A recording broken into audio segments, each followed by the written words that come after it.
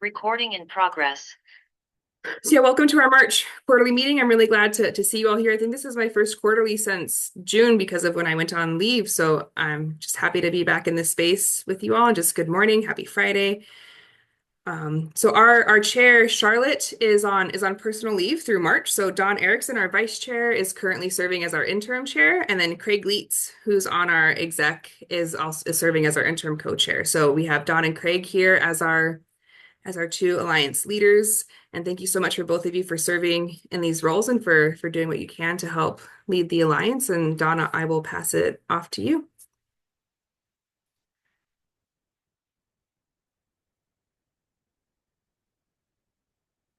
You're muted, Don. Oh, there you go. There we go. Thank you all for joining us today. Really, really appreciate it. Appreciate you all making the time, and looking forward to your participation today in the meeting. Jen has been kind enough to put together a great agenda for us for today, and I will do my best to try to follow that agenda and stay on track and try to keep with our time frame. And with that, I'll just go through what our plan is for today. We're going to take a little bit of time and talk about, again, just a brief reminder of kind of what the purpose of the alliance is, and the roles of all of us who are attending, and then talk a little bit of, again, a reminder of the bylaws. And with that, Jen, I think we can go ahead and move ahead.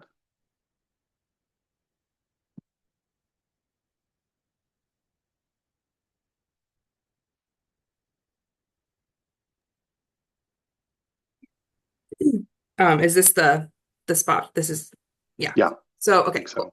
So thank you, Don. So I just wanted to thank you all for being here today and for coming together in this space. I'm going to stop sharing my screen just for a second while we kind of go over this next topic really quick. But I just we wanted to take some time today to acknowledge really just the turmoil and everything that our country is experiencing and things that are going on and that have been happening over the last couple of months. And no matter our political leanings or beliefs, I think that we're all here and we're all united in our desire and our passion to stop suicide and bring hope, help, and healing to our communities, and just to really be there for one another. There's many of the changes and decisions that have been coming down from our federal level are leaving folks with feelings of fear, not just for themselves, but for their families, our future, and also fear to be their authentic selves. So when we come to spaces like this quarterly, we do bring our whole self into this space. So we know that there can definitely be a lot of big feelings and some heavy hearts here today. So I just really wanted to practice taking care of ourselves and doing what we can to be there for one another. We're going to go into some breakout rooms in a moment and really talk about how we all experience community and what that means, like, for you in this space to be a part of a suicide prevention community, what it means to be there for each other with everything that's been going on. And before we go into those spaces, I did want to lay out just some quick group norms. So just to keep our focus on our suicide prevention work and on that common lens that we share of just wanting to save lives. Enter the space with grace, knowing that we all have everything going on. We don't enter this space as one person. We're all multifaceted, multidimensional human beings with so many different things going on. I don't think we could even share all the hats that we each wear every time we go into a room, right? So just lots of things, and take care of yourself. Things are really hard, and taking care of ourselves is one of the most important things that we can do so we can continue to show up how we want to in the spaces that we're in and be who we need to be and who we are. So just really doing what we can to really take care of ourselves and to be there for each other. With that, Dawn, Chris, Craig, do either of you have anything that you would like to share before we go off into breakout rooms to talk a little bit about our communities? I don't. Again, I appreciate everyone, again, given the times that we're in. I appreciate people's commitment to the mission, and we'll just keep moving forward. Okay.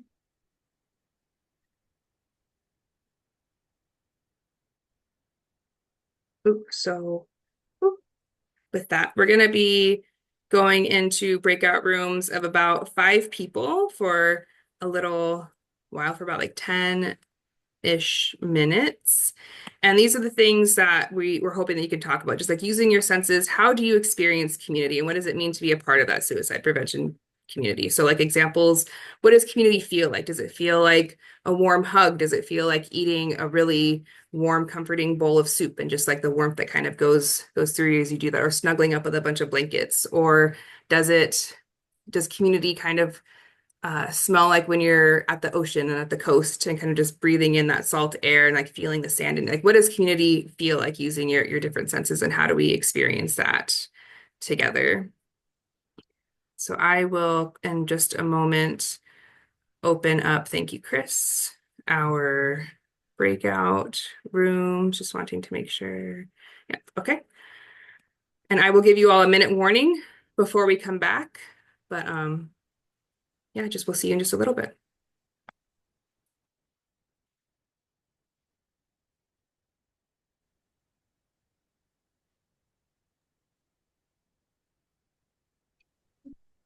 Welcome back, everybody. I hope that you had a good time in your breakout rooms to be able to talk about community and what that looks like for you all and how we experience it in different ways. Before we go into our alliance business, I just wanted to kind of do one of those like self-care things just to model that and do a grounding exercise with everybody as we transition back into like quote unquote work mode and what that could look like. So if everybody feel free to either turn your cameras off, leave them on, whatever you prefer, close your eyes, leave them open. I guess actually maybe not close your eyes yet, because the first thing is 5 things you can see. So maybe leave your eyes open for just a little bit longer, but just go ahead and take a breath, deep breath, and then just look around and see 5 things that you can see around you. What are some things that you notice? And then maybe 4 things that you can touch. Okay, I took those pills. I'm gonna take some water. 3 things that you can hear around you.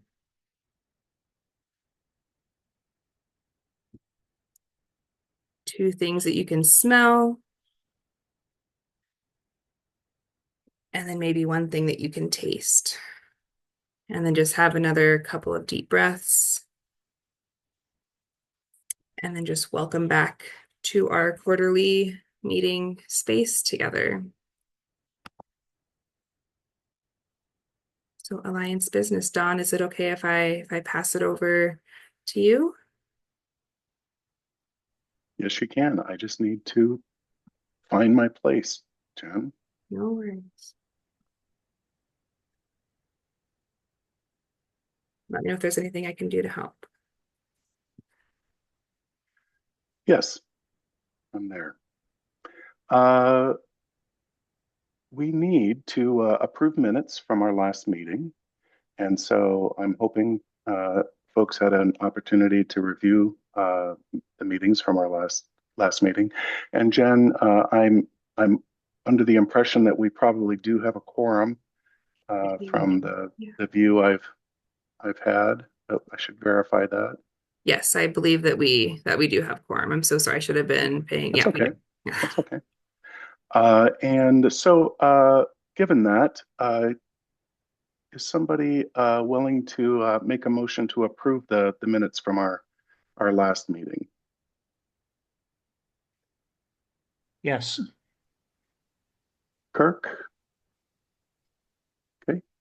Kirk has made a motion to approve the minutes from our last meeting. Can we have a second? I second it.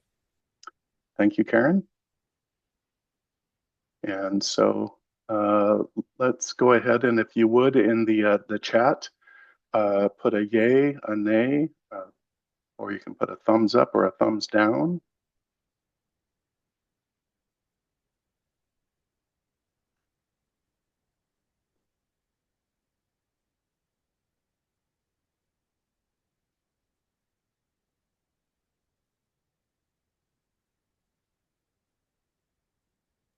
And those minutes passed on.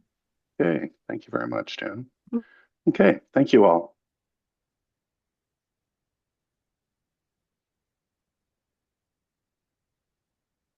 So I'm catching up on the next item.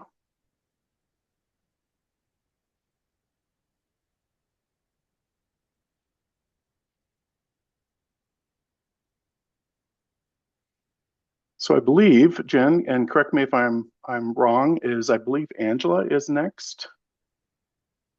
Almost. Or So am we I just skip? have the bylaw, a couple of Oh, bylaw excuse updates that me. were left over. No, you're fine. You're good. Okay, let me go back and find And I have that. the proposed language up on the slide for one of the things, and there's another one on Oh, the very next good. line. Yeah. Okay, Jen, why don't you go ahead and review that for us, if you would? Yeah. So from my understanding, when I was out, y'all were talking about the bylaw updates, and there was a wanting to make sure that we leave room for people, just life happens and things come up. And so wanting to, while we understand like attending quarterly meetings for our members like is extremely important, especially with our quorum that we have to follow, understanding that sometimes life happens and things come up and you may not be able to attend the meeting. So wanting it to be a requirement, but also not extremely rigid. So that way, if a health emergency were to come up, or maybe like just something that you have going on comes up, that you aren't removed from our membership. So it was requested that we have some flexibility in our bylaws around that to account for it. So this is the proposed language that would be added into our quarterly meeting membership requirement.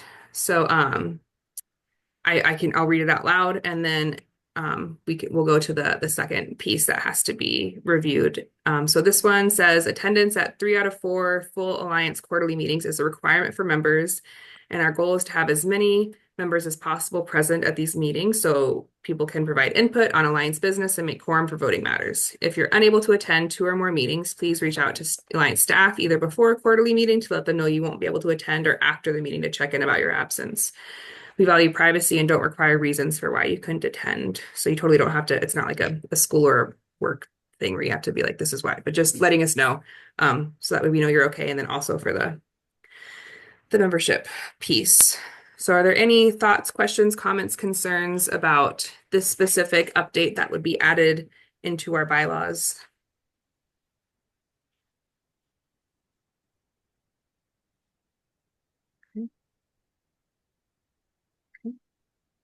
And there will be a vote that happens. Oh, Kelly.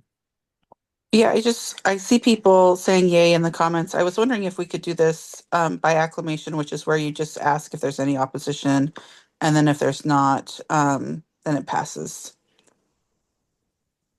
Yeah, Jill, I'm going to ask you, do you know, I guess, yeah, Jill, what is that? Where's your face so I can see? Like, do you need a written vote from every person, or is acclamation sufficient?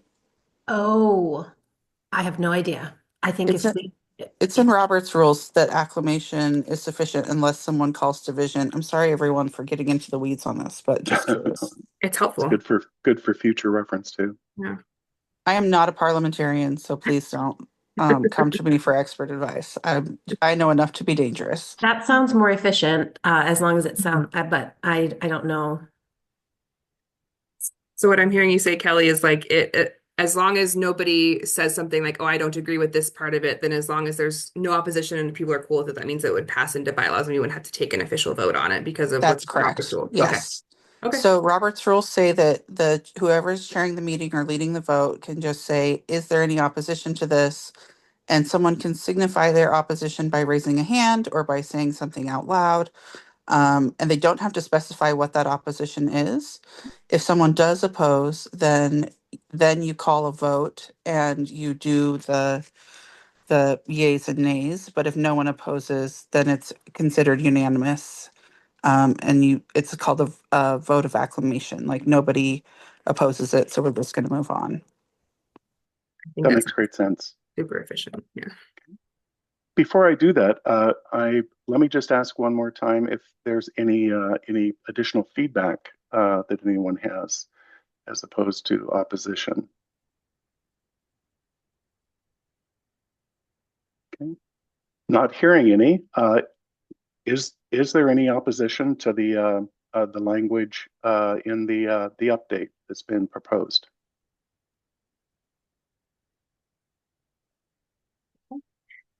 Again, not hearing any opposition. We will take that as acceptance of the new proposed language. And then the second piece is just around the tribal representation on the alliance. So Jill took this. Are you okay, Jill? You told me, but I don't want to like say the words and speak for you and say it wrong. So are you okay to say where you shared this? Shane, you're here. I saw your name. Do you want to speak to this, or I can too?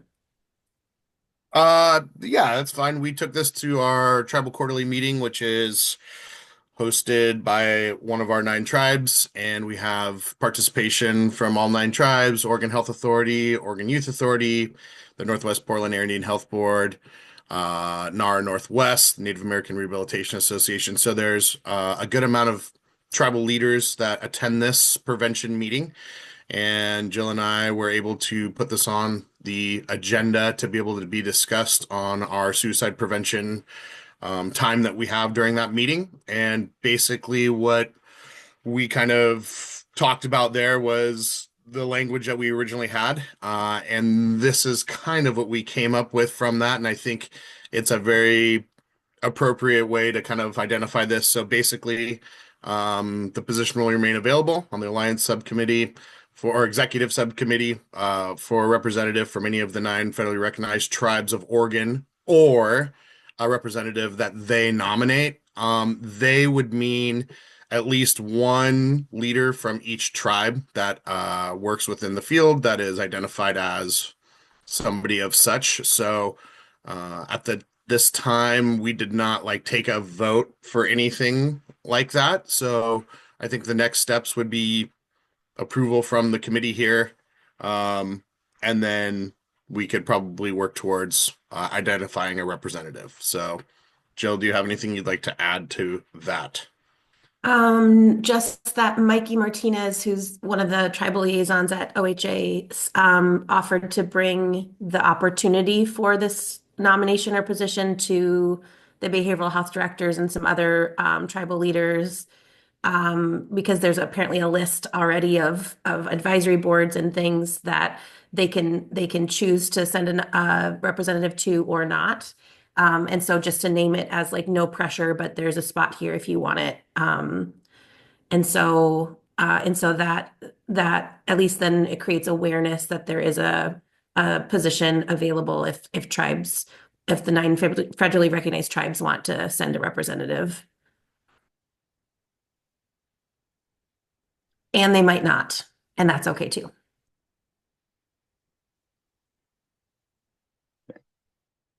Any discussion? Any additional questions, comments about this update?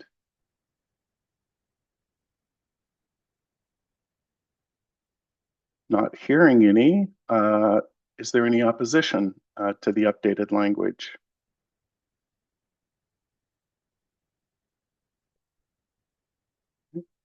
Not hearing any opposition. We will add this language into the bylaws. Thank you all. Thank you, Don. And thank you, Kelly, too, for sharing that. Yeah. This seems like a much smoother way to do things. So thank you so much. Are you okay, Don, to transition to the staff? Absolutely. Yes.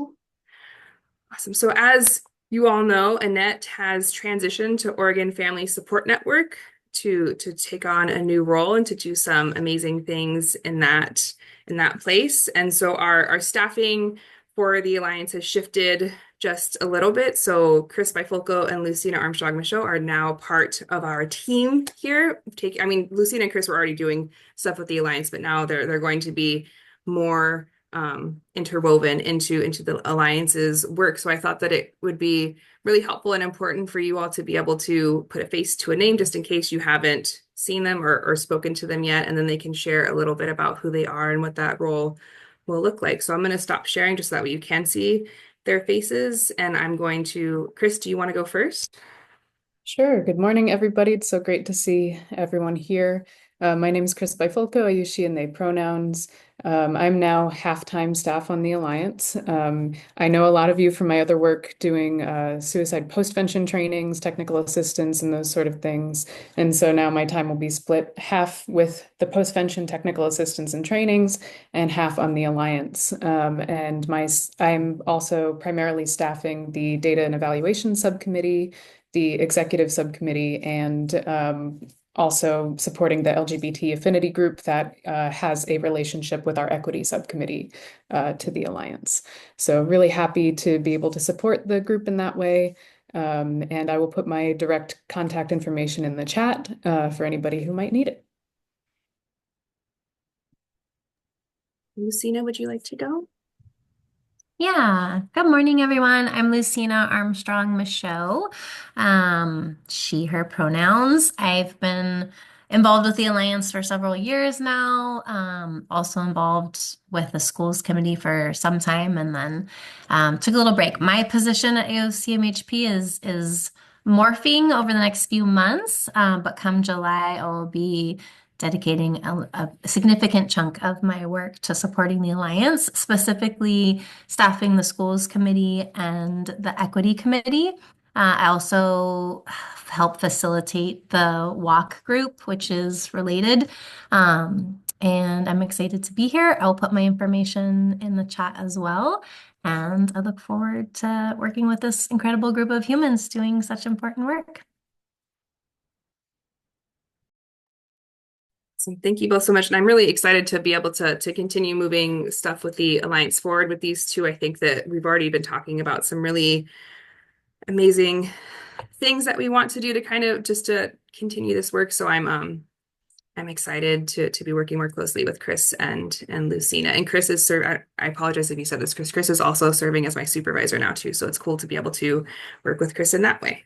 And then for me, I'm still here. My role has shifted a little bit with stepping into more of like a leadership type role with the Alliance. And so I'm hoping I had to go on leave earlier than expected with that little the C-section that had to happen early, so I wasn't able to get fully caught up on things before I left. So as I've been coming back, I've been trying to get caught up on things. So I'm hoping to be like fully in my brand, like in the updated role.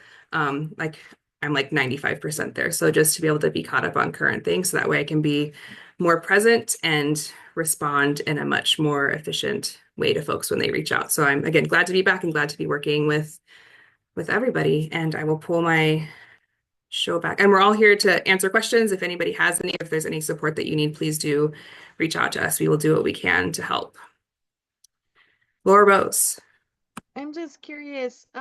I think Lucina said she was half-time, or maybe Chris did. Are you full-time now, Jen, or 3/4 time? Yeah, I'm full-time staff with the Alliance. And I think Lucina, you'll be also in July half-time. Yeah, Chris and Lucina will both be half-time Alliance. Chris already is, and Lucina will be more like closer to that half-time in a little bit. All right, amazing team. Welcome and thank you. Yeah, thank you. Cool. Angela, I know that you said if you'd be able to share, it seems like Mateo is gonna allow you to share with us today. Is that, will he share you with us? Hopefully.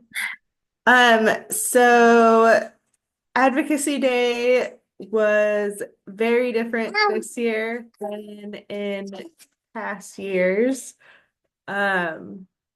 We had a representative lose their child to suicide just a couple days before our Advocacy Day. So something we never want to have happen.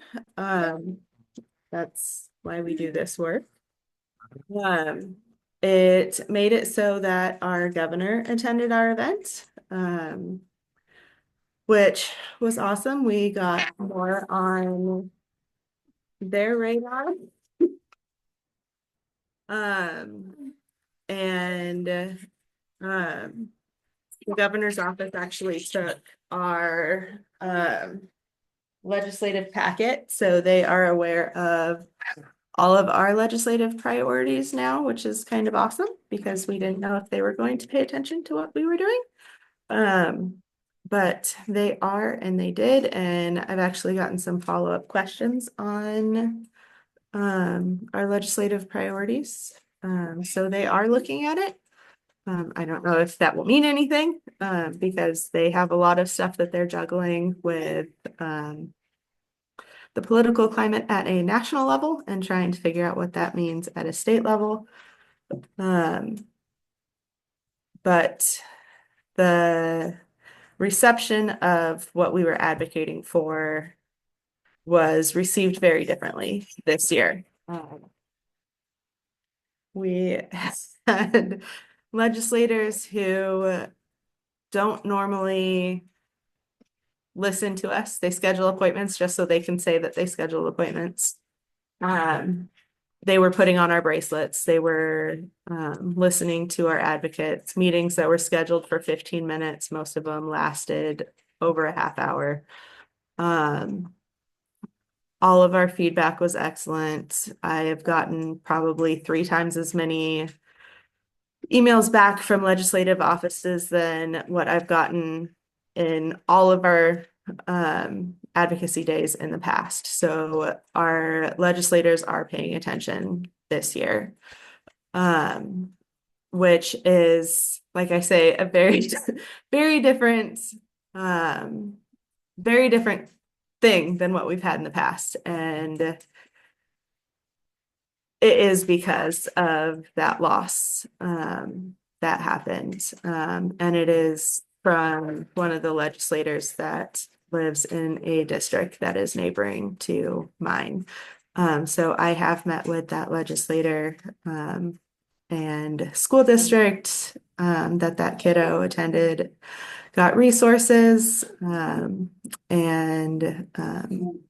yeah, they have all of the things that they needed and all the support that one can have. And family dynamics are tricky in this situation, so I'm not sharing the name, but I know a lot of you are aware of who it is. So for the legislation we're looking at, there are the ones listed, but AFSP is also following a lot of different legislation, and I'm going to try and find the link so I can share it in the chat because we have added more things that we're following. So it's not just the ones that we were advocating for at our state capitol day that we're following now. There is a whole list that AFSP has added that have popped up that they are following. There are a couple on here now that the stance for whether or not they support or oppose may be changing. The top one on this quorum list for designating October 9th as Youth Suicide Prevention Day is going to be changing to oppose. Because it is honoring the date of death rather than a birthday or a happy day. It is the death date of a mayor in that person's, or the mayor's child that died. So now that we know where that date came from, it is not a day that should be celebrated. So that will be changing on there, but the way AFSP identifies policy that they're following, it gets added to this website so that they're able to track it at a national level. And our national policy office is the ones who primarily keep updated on it and follow it through, because there's a lot of change that happens, and also with Measure 114 being deemed constitutional, there are a few things that are going to be dropping off and likely not going to be pushed through because It's part of Measure 114. So priorities are going to be shifting on a few things, because they kind of overlapped. And so because Measure 114, they weren't sure if it was going to be constitutional or not. People were trying to push through the different parts to make it so that things were tracked and stuff. So priorities are shifting. So there's a lot of change happening right now. Because that just happened, like, yesterday, day before yesterday. My brain is jumbled. So I've had 5 different phone calls with Lines for Life and gun safety folks in the last couple of days. And there are a lot of different bills that are essentially in the works to just drop away. So I should know more for which ones are being kept on and which ones are dropping off in the next few days. Because I don't know which ones are staying and which ones are going. It's kind of confusing how all it works. So it's very confusing to me right now. But yeah, legislators are trying to figure out essentially where they can make the most difference when it comes to suicide prevention. The legislation that's most likely to be passed are the ones that do not have a dollar amount attached to it.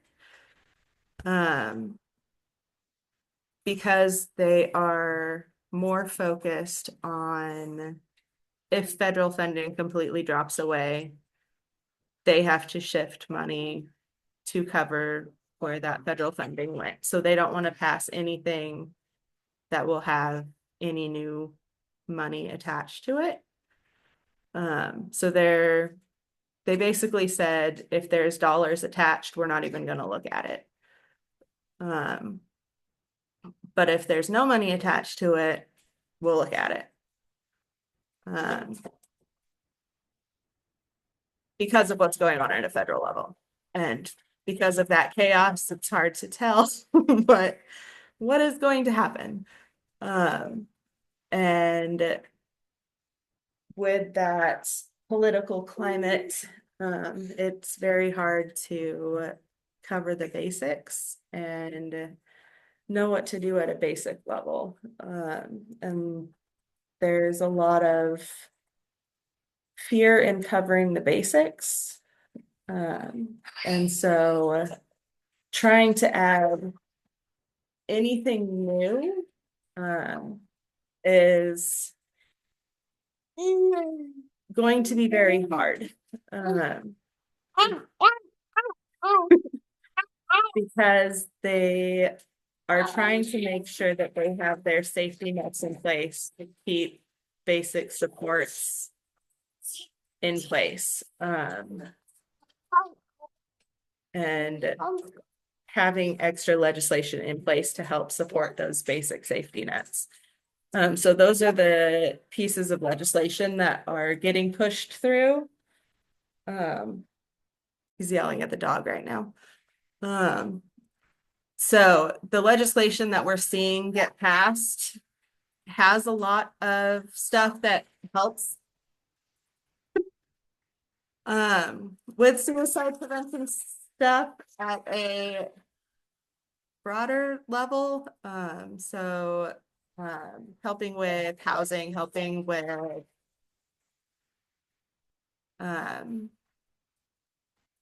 like getting people off drugs, making sure people have food and stuff like that. So it might not necessarily be our bills that are getting passed, but it's stuff that does help. Oh my goodness.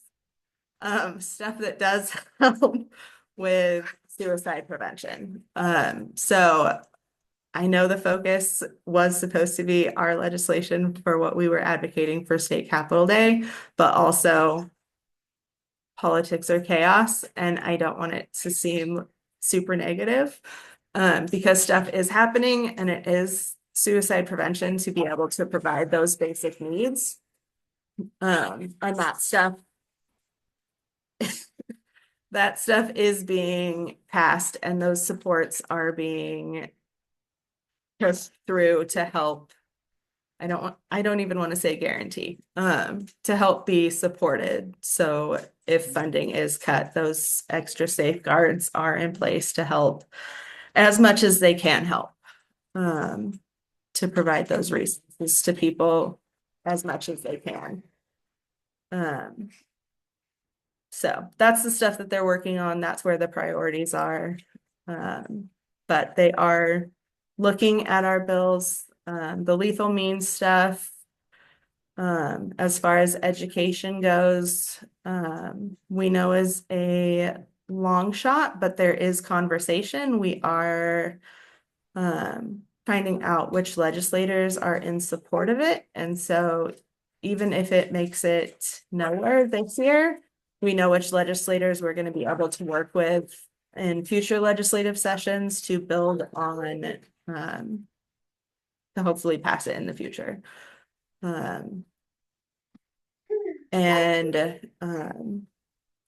The firearm hold agreement is hopefully going to committee in the next week. I just got another email that it is going to be pushed to the next step. I don't know the phrasing that they used. But it is moving to the next step from the stuff and whatever wording. Jen, do you know what I'm talking about? So they're kind of moving through the legislative process. Yeah. So it will have the actual wording of the bill listed on OLIS instead of the stuffing. The legislative concept, yeah. So things are moving. They're just in weird places because of what is going on at a federal level. But with what happened with our representative's child, the conversation is very different around mental health and suicide this year than it has been the last few years, and people are definitely listening.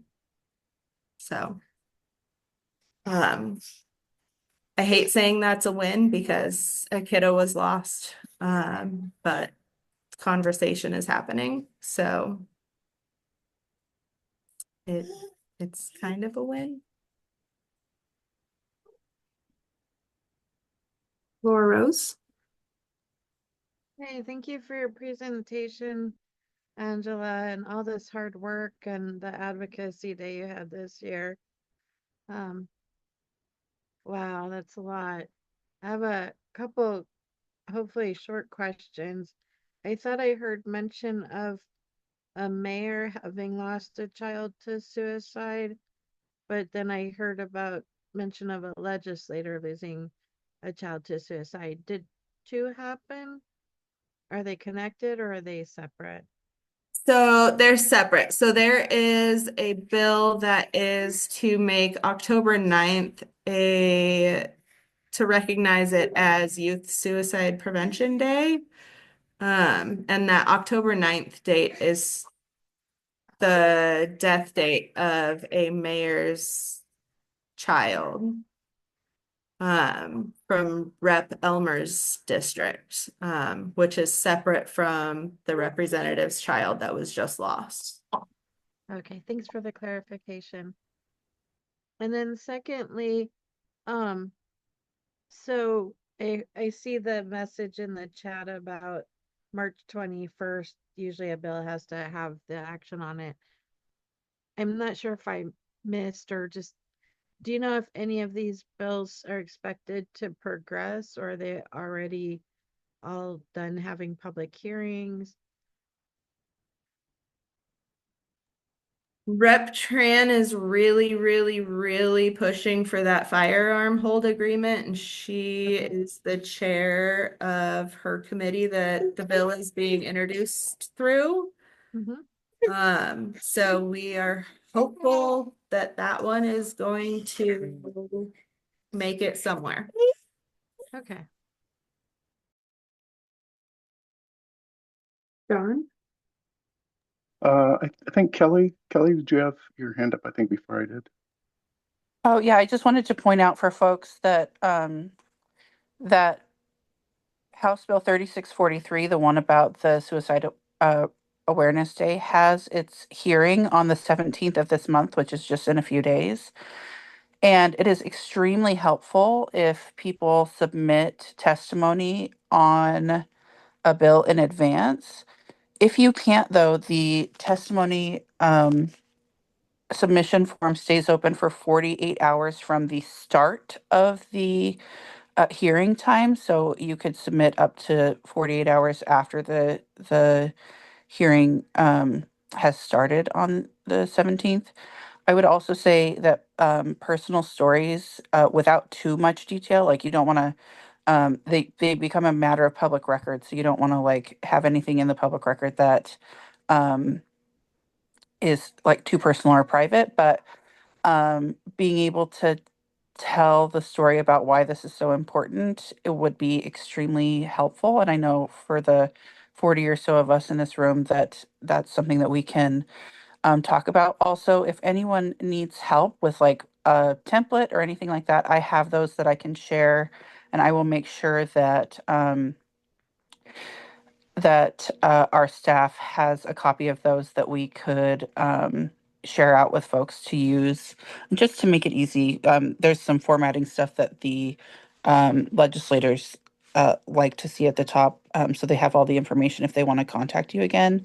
And then also just a reminder to take care of yourselves, because this is really hard to talk about, and especially when you're trying to be thoughtful about what you're going to share publicly. So I just want to offer that if anyone has questions or concerns or want to talk about anything, I'm here. I know others are here as well, and happy to be supportive of you.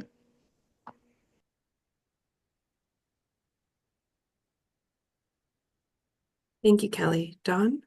Thank you so much, Kelly. Just a couple things real quickly.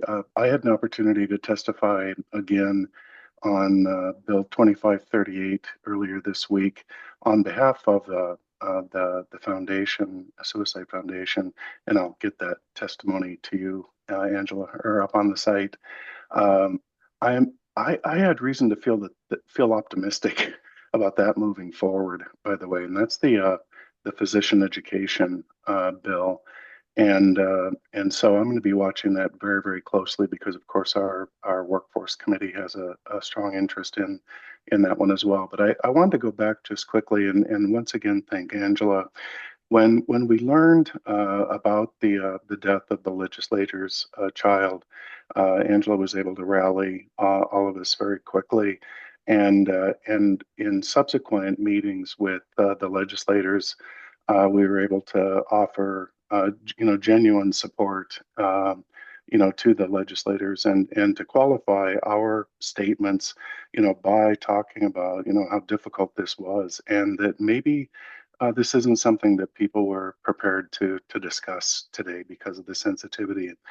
And the response that we got both from the governor's office and from the legislators themselves was really overwhelming in terms of gratitude for the offers of support and the sensitivity to the issue. So I just wanted to again thank Angela for really promoting that message at that time. It was just very, very well received. So.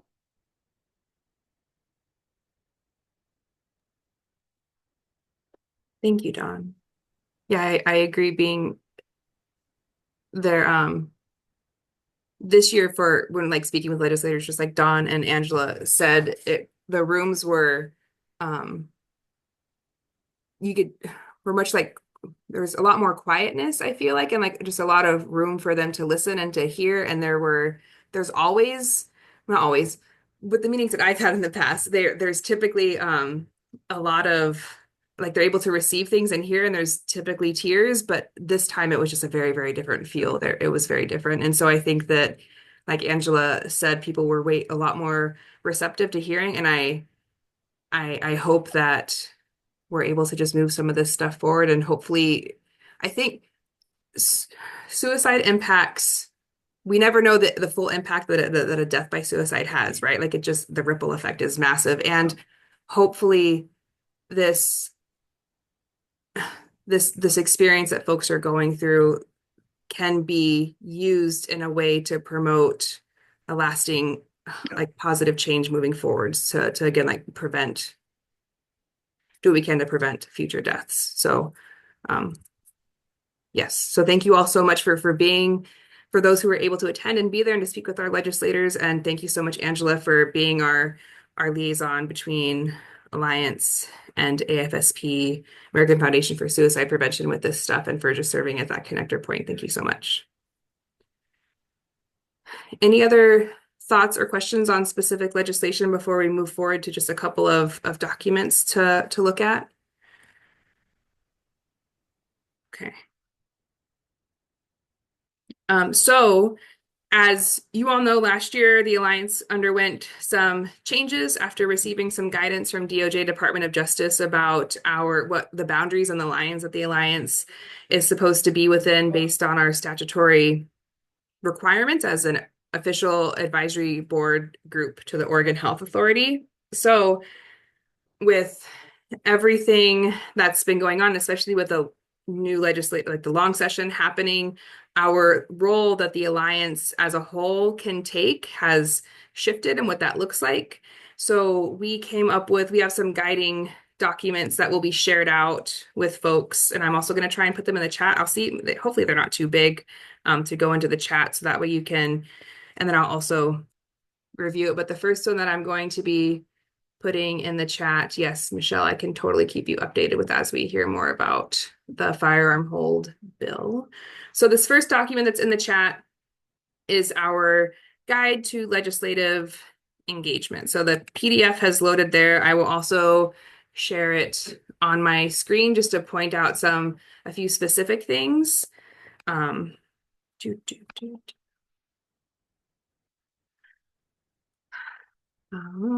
in a little bit.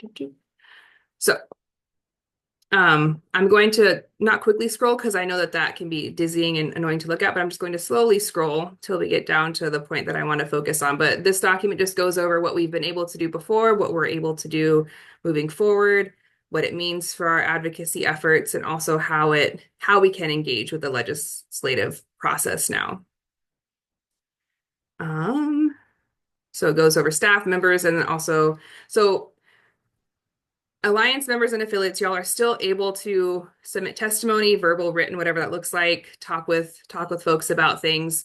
The only difference is just that, unlike before, where if you were like a voting member of the Alliance and you're just like, hey, I'm here representing the Alliance, like if you kind of got that okay from staff and stuff, like you can't say I'm here representing the Alliance. Like as a member of the Alliance, I think you should or shouldn't support this piece of legislation. We're no longer able to do that. But what we can say is something like my name is Jen. I'm part of these different organizations like the Alliance, blah, blah, blah. And as someone with like lived experience as a personal, like as an attempt survivor or whatever your experience is, to be able to kind of put it in that way, just to say I'm part of this group and here's my role in that. We say why we're not allowed to say that we're representing the Alliance up in the language above here, but it's just basically because we're representing an advisory board to OHA, even like, oh wait, I should just read it because I try, I know. So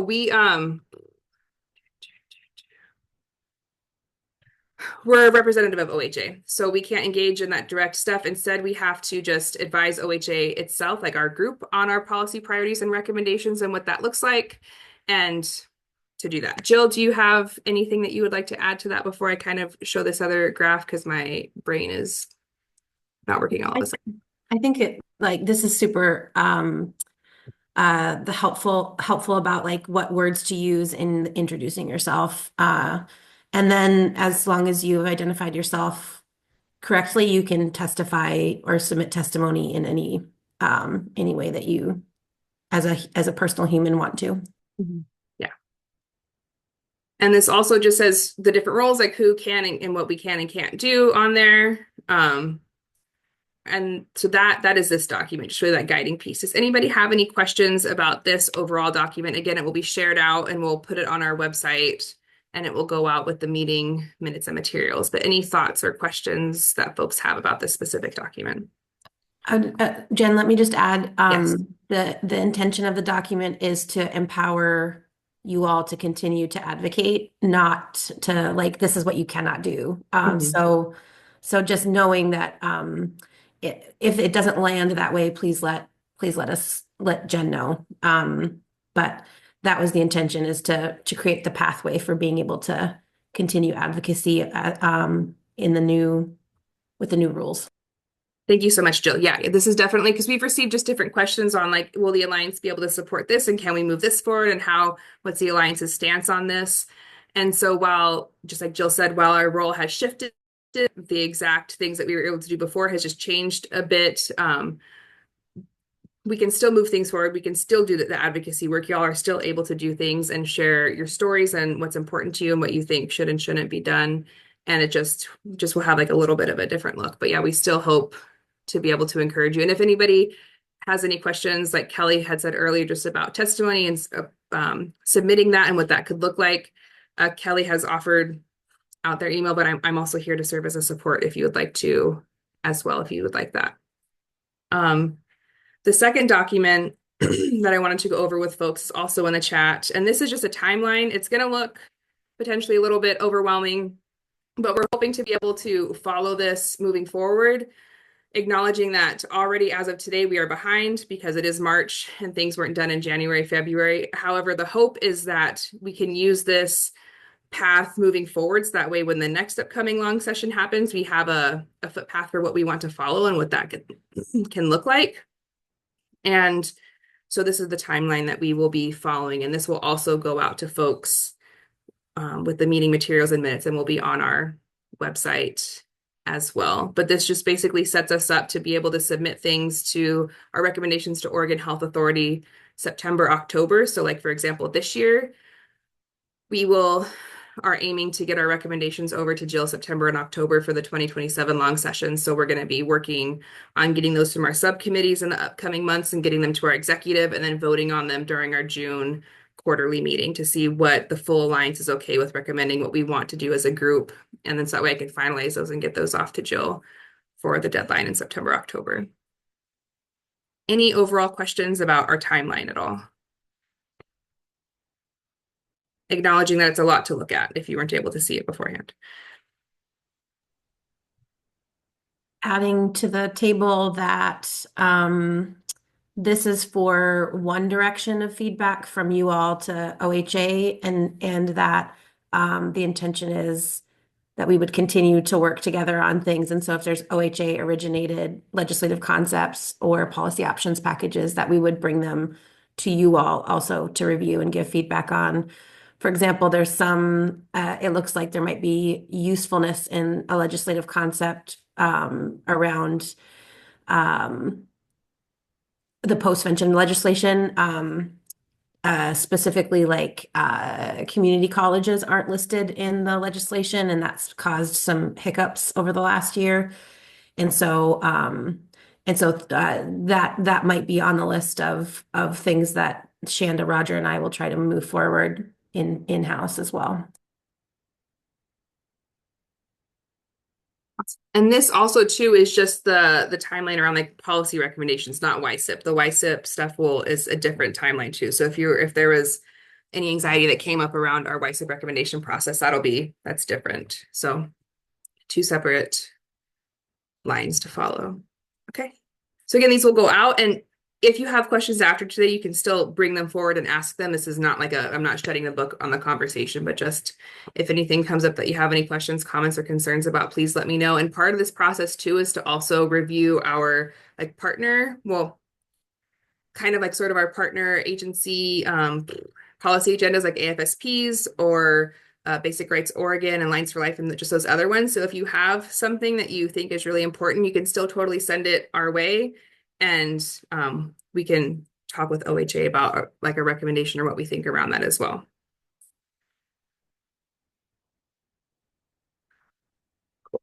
Okay. And that, you're not on our slideshow yet.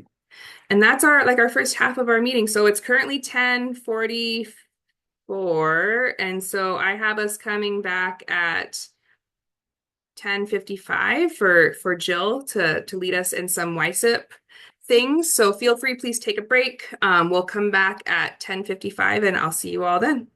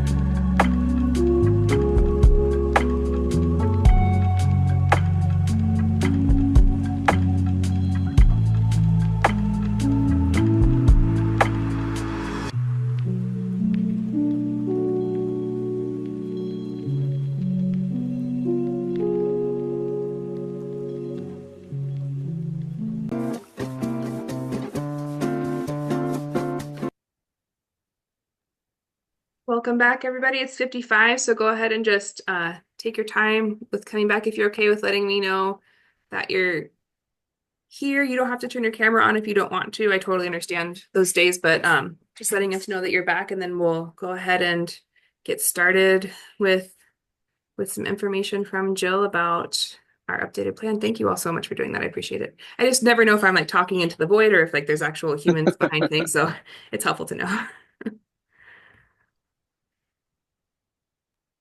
All right. Everyone's favorite topic, strategic planning. Yay! You can find your emojis if you'd like, to express how you feel about strategic planning. Jen, can you remind me how much time I have? I was responding to you whilst muted. You have Whilst.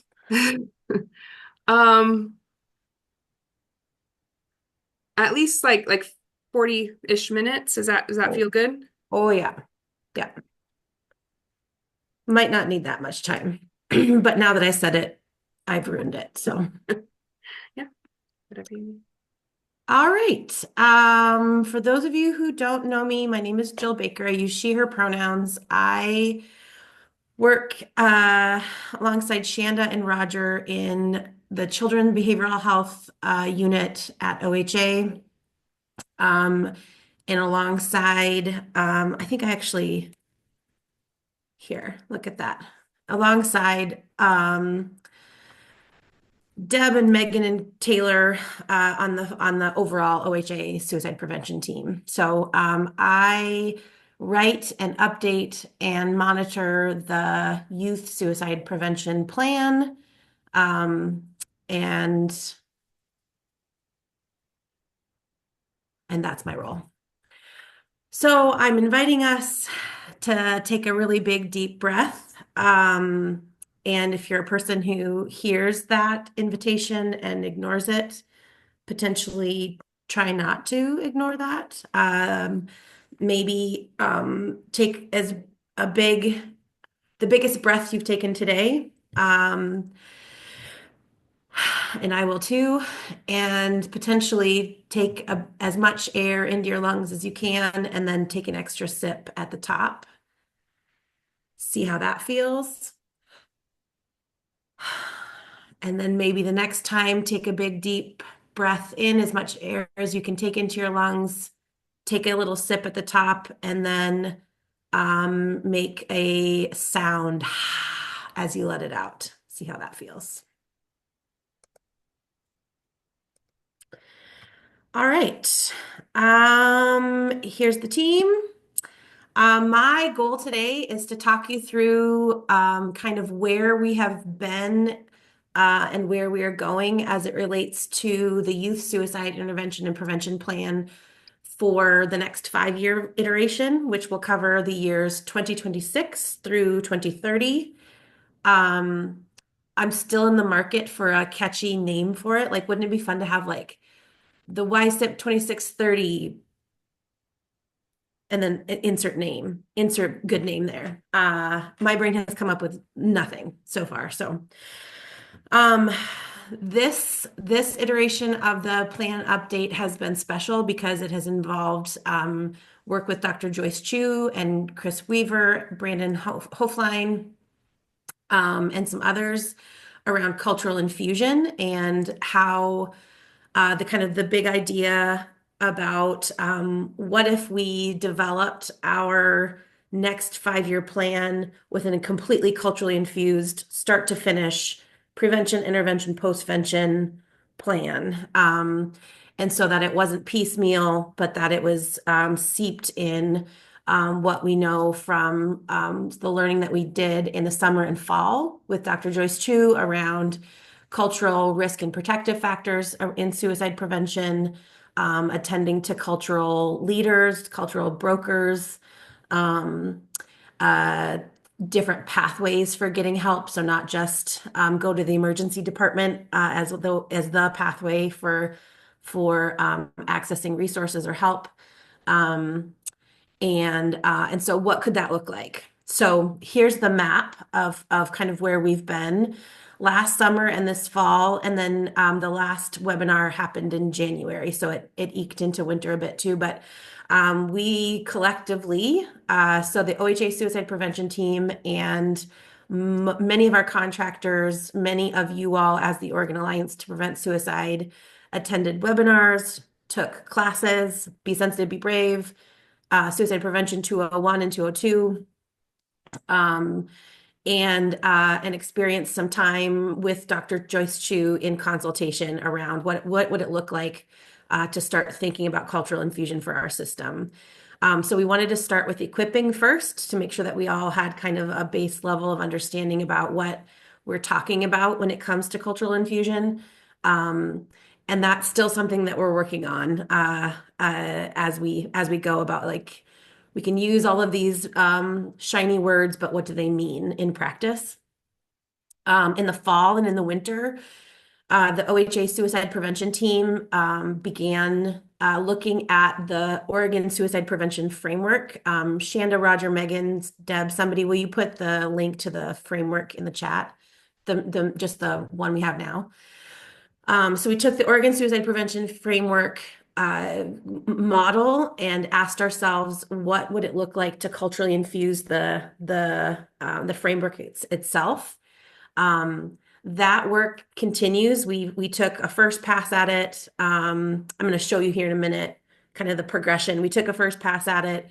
Joyce and Brandon gave us some notes, and now we're trying to finalize a version of the Oregon Suicide Prevention Framework that is culturally infused in the parent categories, so that it's so that we, not just the initiatives will have cultural infusion, but the whole framework itself. I find it exciting. The work is tedious and boring, so we're working through it. And then we began to think about what it was, strategic planning process that was culturally infused, get some access to national experts, and still feel very Oregonian look like. So here's that map. That in January and February, Dr. Hofline and Dr. Chu did along with partnership from the University of Oregon Suicide Prevention Lab, developed a survey and focus group process. The focus group process was invaded by bots, hundreds and hundreds of not Oregonians asked for the $25 gift card for focus group participation. And so one of those focus groups turned into a series of interviews with those that we knew to be human people, not bots. So it turned out that took longer than we thought it would take. The University of Oregon lab then right now is in busy qualitatively coding the results of that survey and the focus group and the interviews to inform kind of what do we particularly need to pay attention to as we head into the roundtables, which is the next section. I am not watching the chat. I trust somebody will interrupt me if there's a chat that's relevant, or interrupt me if you have questions so far. I'm going to pause actually. Are there any questions so far of where we have been?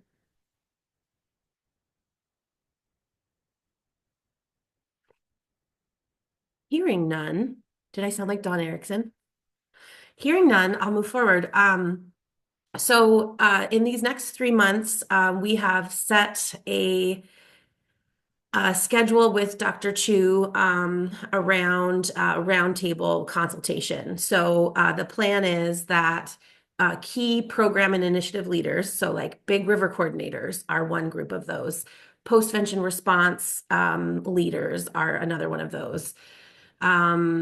School screening project leaders are another one of those. So we bucketed a whole bunch of YSIPP projects and initiatives together and are asking them to think about what are your 5-year goals for youth suicide prevention from your lens in your program. What might those look like in a culturally infused way? So sometimes it's like the whole thing can be culturally infused, and sometimes there are specific initiatives that need to be added, culturally specific work, that type of thing that needs to be added in. And then the collective goal of having to compile that together to have a culturally infused YSIPP by the end of June-ish. We'll see. So that's the timeline. I'm gonna give some examples of each of those things here as I go, and please interrupt if there's questions. I would be happy to not just speak at you. Okay, this is the framework. So this is one area in the green section of the Oregon Suicide Prevention Framework, where the top example there is what has been. That's the original Oregon Suicide Prevention Framework language. And then the journey, the second and the third are that same pathway, that same section, but the journey towards what does it look like to not completely have a new framework. We want the framework to look pretty similar to how it has always looked, but to feel culturally infused. So just as an example, safe messaging. Our framework pathway used to say, all Oregonians receive safe messaging about suicide and self-injury. Our first pass, the OHA suicide prevention team, edited that based on the homework and the learning from Joyce and Chris to say, people in Oregon receive safe messaging about suicide that fits their diverse community needs. And then in consultation after Joyce and Brandon took a pass at it, and then we met together to say, where do we want to land? The pathway now reads, people in Oregon receive culturally infused, safe messaging about suicide in their preferred language. So it's not meant to feel different from its purpose, but to feel like the initiatives that then fall under it would look different intentionally from where we started to where we end. Does that make sense? First of all, is that like, yeah, that, and I only have one screen, so I didn't see more faces here. Does that, so is it like, yeah, duh, that makes complete and total sense? Or is it, or what are the first reactions to that You're piece of getting it? a lot of thumbs up, Jill, just so Okay. you know. And Thank you, Kelly, Jen, for saving me. yeah. Kelly? I really love this. I think it's so helpful for people to see the process. So I appreciate that you all took the time to show us exactly how it's laid out. So this will be one, there's a section later in my presentation about like what do we need from the Alliance, or what and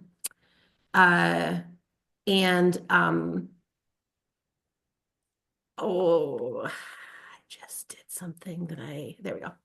And so this will be one that an invitation to look at this in each of the pathways of the whole.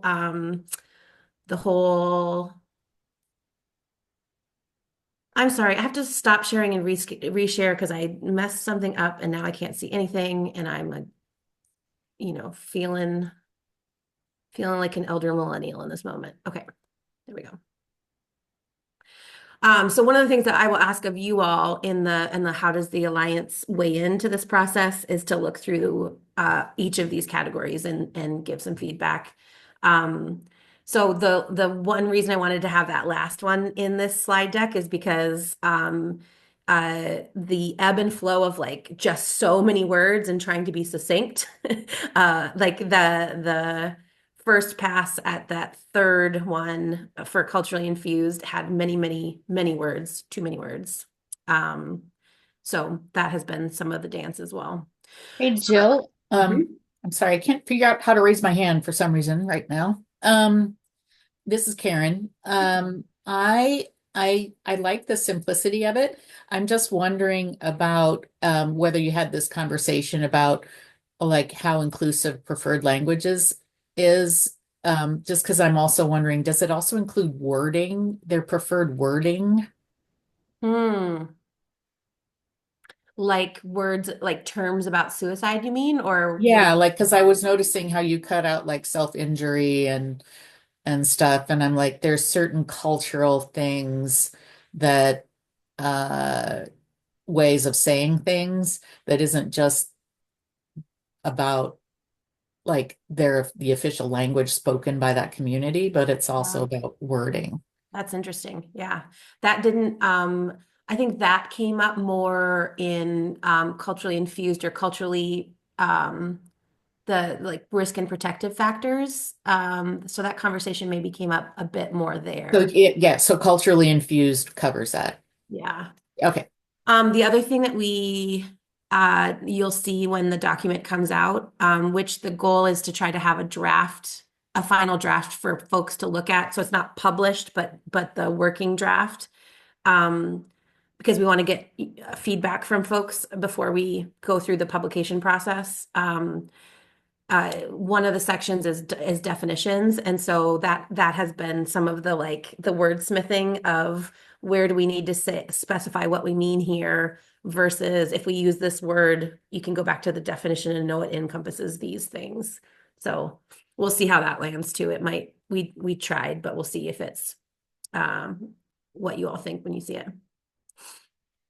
Okay, here's an example. So, so naming that the Oregon Suicide Prevention framework being culturally infused is one of the like homework prep that the OHA suicide prevention team is doing with Dr. Chu, so that the roundtable leaders can have that as a homework piece to have because it's a very different thing to think about.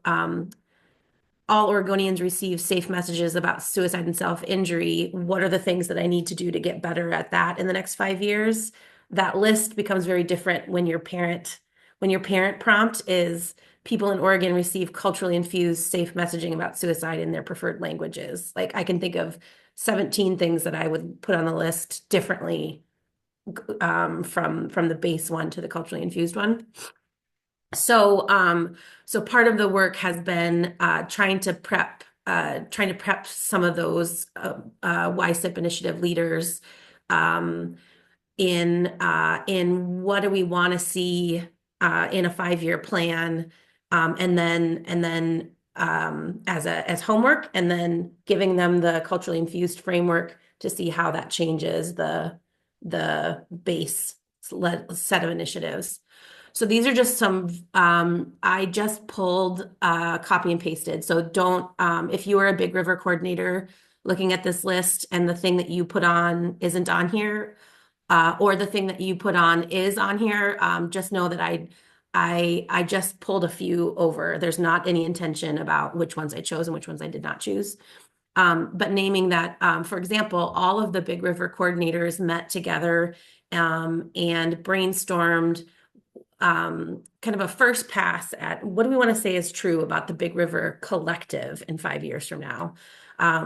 So that when we end our 2030 plan, what do we want to see? What do we want to have be true? And so you'll notice this is pre-cultural infusion intensive. Like, so I haven't given them yet the suicide prevention framework that is culturally infused, but you'll already see they've been working on it. And so many of these strategies are culturally infused or equity centered or focused on our collective mandate to do better for all kids in suicide prevention and not just white non-Hispanic young people. And so that I think says a lot about our system and our team and our field of suicide prevention.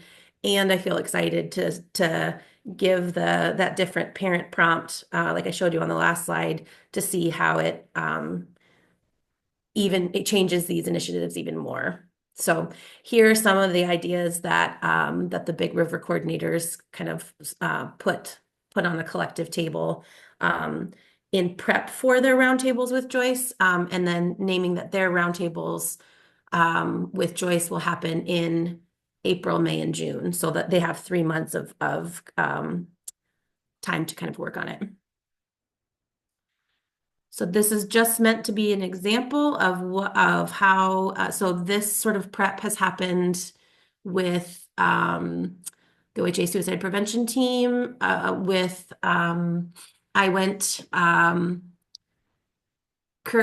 to the child and adolescent psychiatry work group and asked them these prompt questions. I got some feedback, trying to get folks to start thinking about a 5-year plan, and then what does cultural infusion of that look like? We've done one set of roundtables so far. We did with the team at Matchstick Consulting doing retrospective suicide analysis. They've got a contract for some pilots. This is a process that's similar to psychological autopsy, which we've talked about in the past. But that team is working on did a case example with a Latino Spanish-speaking family and community, trying to look through kind of the storyline leading up to the young person's death, and kind of why they died when they did, why they died using the method that they chose, and then are there any implications for the community, the family, the system, kind of those connect postvention ecological ripple effects. So this is the YSIPP initiative that has done the roundtable process so far. The rest of them are waiting for the qualitative analysis back from the University of Oregon and the culturally infused framework. The reason we moved forward on this first was because they had a case that they were ready to move forward, and they had a person on the team that was about to give birth, and so we needed to move a little bit faster than the rest of the programming with them. So one of the things that they asked in their pilots was in the programming itself. So not even thinking about in 5 years from now, what do we want retrospective suicide analysis to look like in Oregon? That will be the next slide. But first they had to, because it's a pilot and they were pretty early on, they started by asking in the programming itself, where would cultural infusion need to show up? And Shanda, or I don't know if anyone from Matchstick is here today. If I miss, like, please interrupt if I'm missing something or misrepresenting something.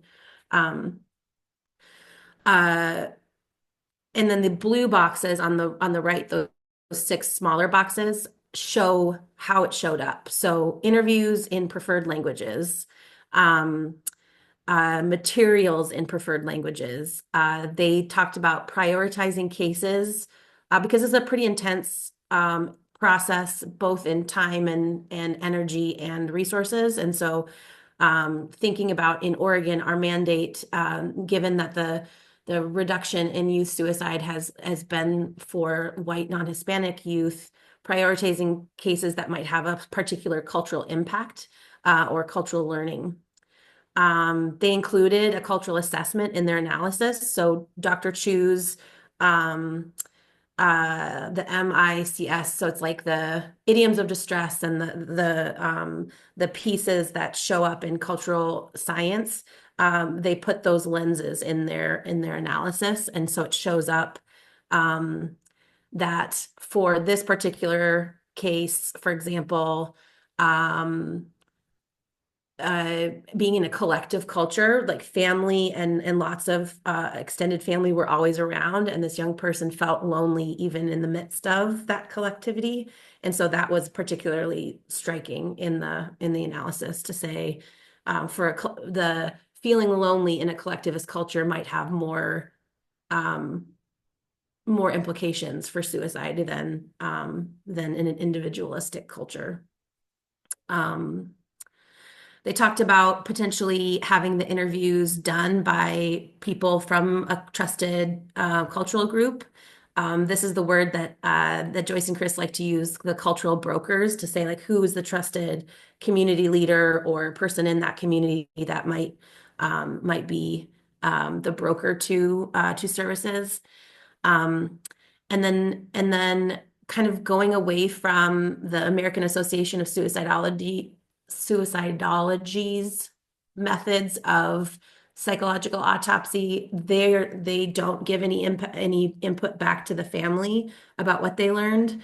It's strictly for system improvement, and they bunch everything into at least 5 cases together. And so they also don't necessarily give specific feedback to the concentric circles closest to the person who died. And the team made a decision as a part of this process that the county needed to be able to have a report. They gave a different and they made decisions about what level of information to share, but they gave information back to the next of kin as well, which was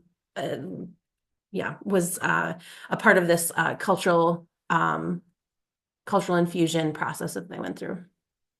So that's an example of the first pilot in the programming itself. Here is the example, and these are all drafts. So this is not like what the YSIPP 2630 will look like, but here's an example of what they then landed on. So to give context right now, the YSIPP initiative around retrospective suicide analysis just says OHA will support a pilot of retrospective suicide analysis. This is their what they right now are working on submitting for the compilation for YSIPP 2630. So they found the pathway 3.4.3 around postvention services, and so they're tucking this initiative in: establish retrospective suicide analysis services as a core component of Oregon's postvention suicide response system and offerings tailored to the cultural needs of local communities. They also tucked it into the blue section of the framework on the base around evaluation. To perform culturally infused evaluations and needs assessment that inform suicide prevention programming and efforts for culturally diverse populations.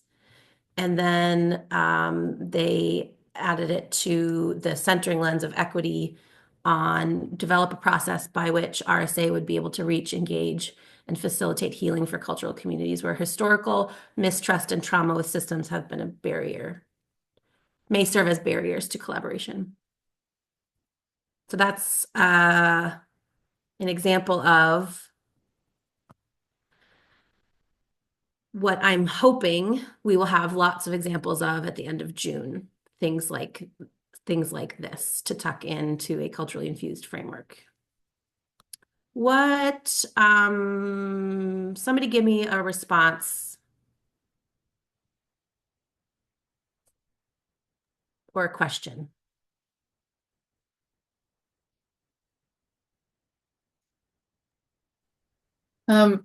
This is Karen again.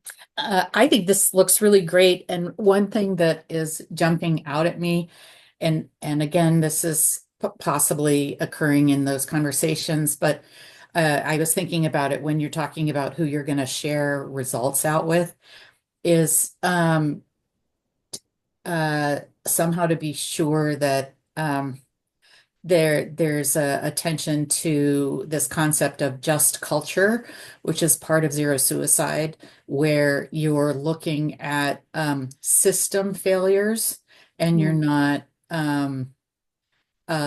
looking at like individuals, like individual blame. Blame, yeah. Yeah. And so just really focusing on system failures. Yeah. Thank you. Okay. Here is how we have already planned out the Alliance's interaction with the consultation part of what we're talking about for cultural infusion. And I think this actually is the next agenda item too. So Dawn, if you want to jump in on anything, please feel free.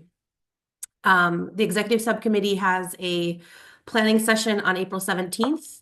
And then Dr. Chu is scheduled to come to the executive subcommittee meetings in May and June to think through what this might look like for the Alliance as a whole. The equity subcommittee currently has an offer for meetings with Joyce for consultation. Right now, Lucina has sent out a survey to members to kind of think through what direction they might want that to go. It's an interesting question about should the equity subcommittee be thinking about equity in the whole YSIPP, equity in the Alliance, look at a certain tool or resource and get some consultation feedback on the equity screening tool. So that survey has gone out, and so we have not yet scheduled or decided on format yet for the equity subcommittee, but they have access to Joyce's time. And then all of the rest of the subcommittees, your leadership will be in the executive subcommittee consultation process with Joyce. And they will have access to Joyce in person at the executive subcommittee meeting and via email. And so if there are questions, products that you want Joyce to look at, those types of things, you have access to her, but not in a meeting format because there just wasn't the whole system needed to fit into the scheduling.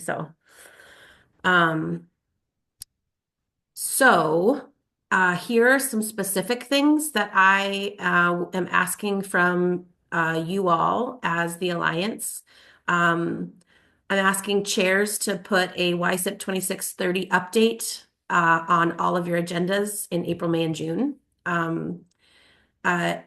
So that we can, I can bring things as we have them and have a flow of feedback loop. I will be asking those who are interested. It'll probably go out through Jen's listserv to review the Oregon Suicide Prevention Framework, the Culturally Infused Edition. If you are like, I want my whole committee to do that, that would be an agenda for April as well. And then overall, hoping to have any specific YSIPP 2630 recommendations from your subcommittee to me by the end of June, which I anticipate having to bump that timeline back, but I'm going to try. We're going to try so that I can try to write in July. Questions about those three things?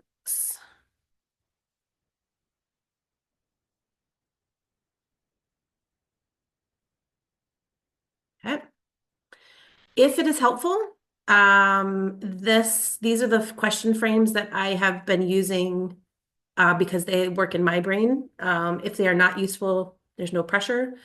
But in thinking about strategic planning overall, it's been helpful for me to think about what do I want to be able to say about school suicide prevention in 5 years? What do I want to be able to say about the way young people in crisis have transitions between levels of care in 5 years? What do I want to be able to say, fill in the blank? And then to get there, what do we need to start, stop, and continue? What are the things that are getting in our way? What are the things that we need to lean farther in on? And then in addition to funding, what else do we need to meet our goals?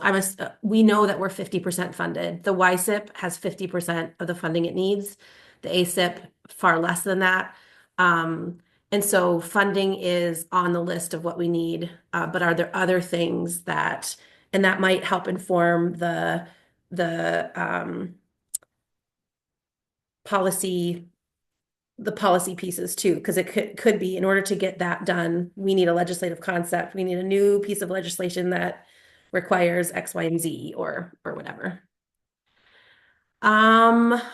That is what I had. What questions do you all have, Kelly? Yeah, thank you so much for this. It's been very helpful. One of the concerns I have had, given the current political climate of the world and the existential threats that we're facing, both, inside and outside of the house, I am expecting that our suicide rate is going to go up. And I think that I know our legislators are wanting to avoid spending money they don't have to spend, but I think we have a very serious justification for this money in particular because we all want to prevent suicide, and it is necessary in order for us to do this work, for that money to be allocated. So I think they need to know that. I would include that language in the next advocacy day, or if we're doing any testimony in the future. I also think that there's not a great understanding of how socioeconomic status and job loss affects suicide in people other than older straight white men. And we should probably do some looking around that to see if there is information that we can share with our legislators to make that more clear to them in the future. I know, like, my son is 20 and his friends have, like, one of them has been experiencing suicidal ideation because he's been looking for a job for 3 years and hasn't been able to find anything. And so things like that can be very impactful, even if they're not intentional. Thanks, Kelly. What else is pinging for folks on this topic?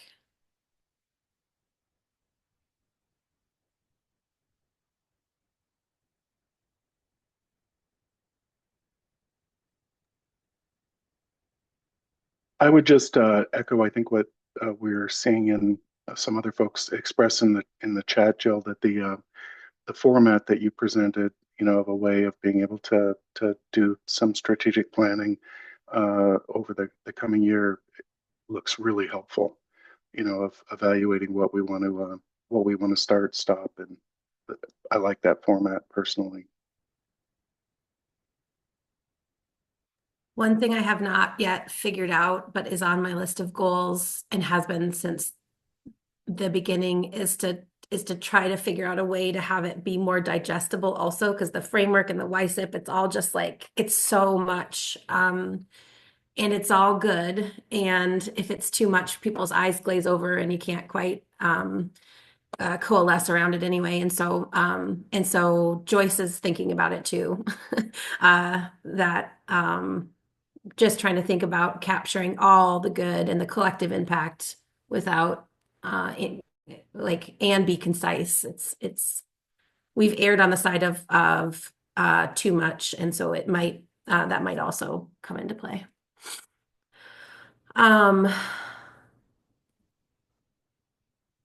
Yeah, and just a reminder about like all the swirling of where we're at. A couple things. One, that I think I've said this 1 million times, but I'm embracing a kind of theme of anchoring in, like kind of grounding, trying to stay steady in the middle of a storm. That we are not going to get more money for suicide prevention in this legislative session, aside from the ask for $1 million for culturally specific suicide prevention. We're not going to have a fully funded YSIPP. I should have said it that way. I don't think, unless something the winds shift in a very different way. But what we can do is anchor into what we have, and anchor into, because what we have is good. It is exemplary, actually, around the country, and that's not nothing. And so we'll keep advocating and fighting, but the anchor into to what we have is really important to me.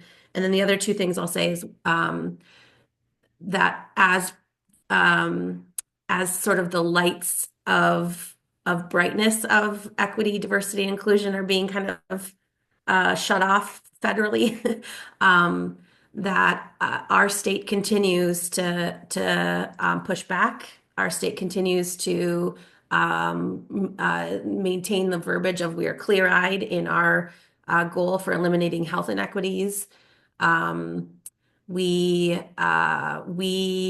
are still presenting at national conferences about our culturally infused work and being loud about it. Like we're still trying to be kind of an example, given the privilege that we have being in a state with a governor like we have, and to be able to name the fact that we're going to keep our pronouns and inviting pronouns, and we're going to keep knowing that when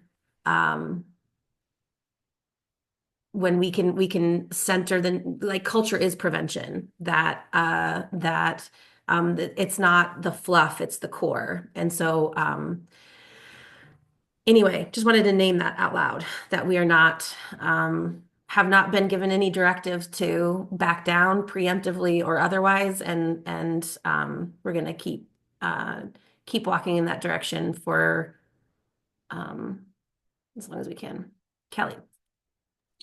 Sorry, I had one more question about this.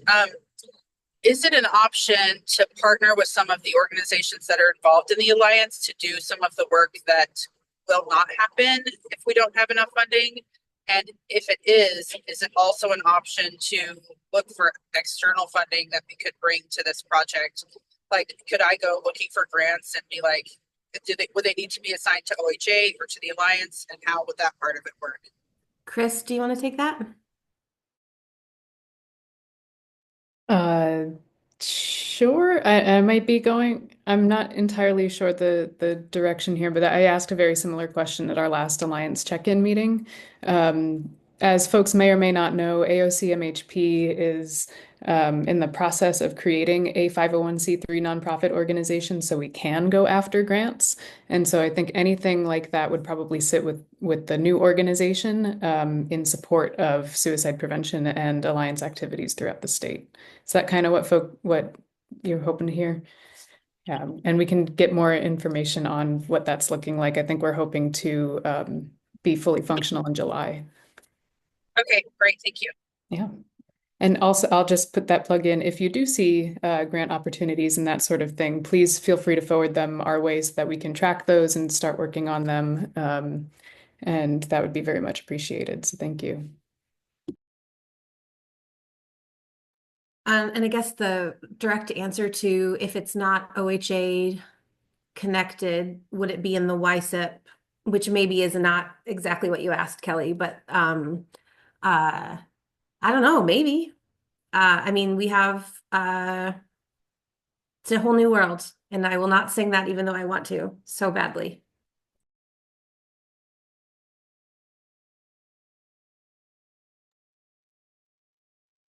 Thank you so much, Jill, for leading us through all of that, and for just taking the time to walk through that. And thank you, everybody, for engaging in that conversation and for being here to work with us as the 2630 plan is written and put into place.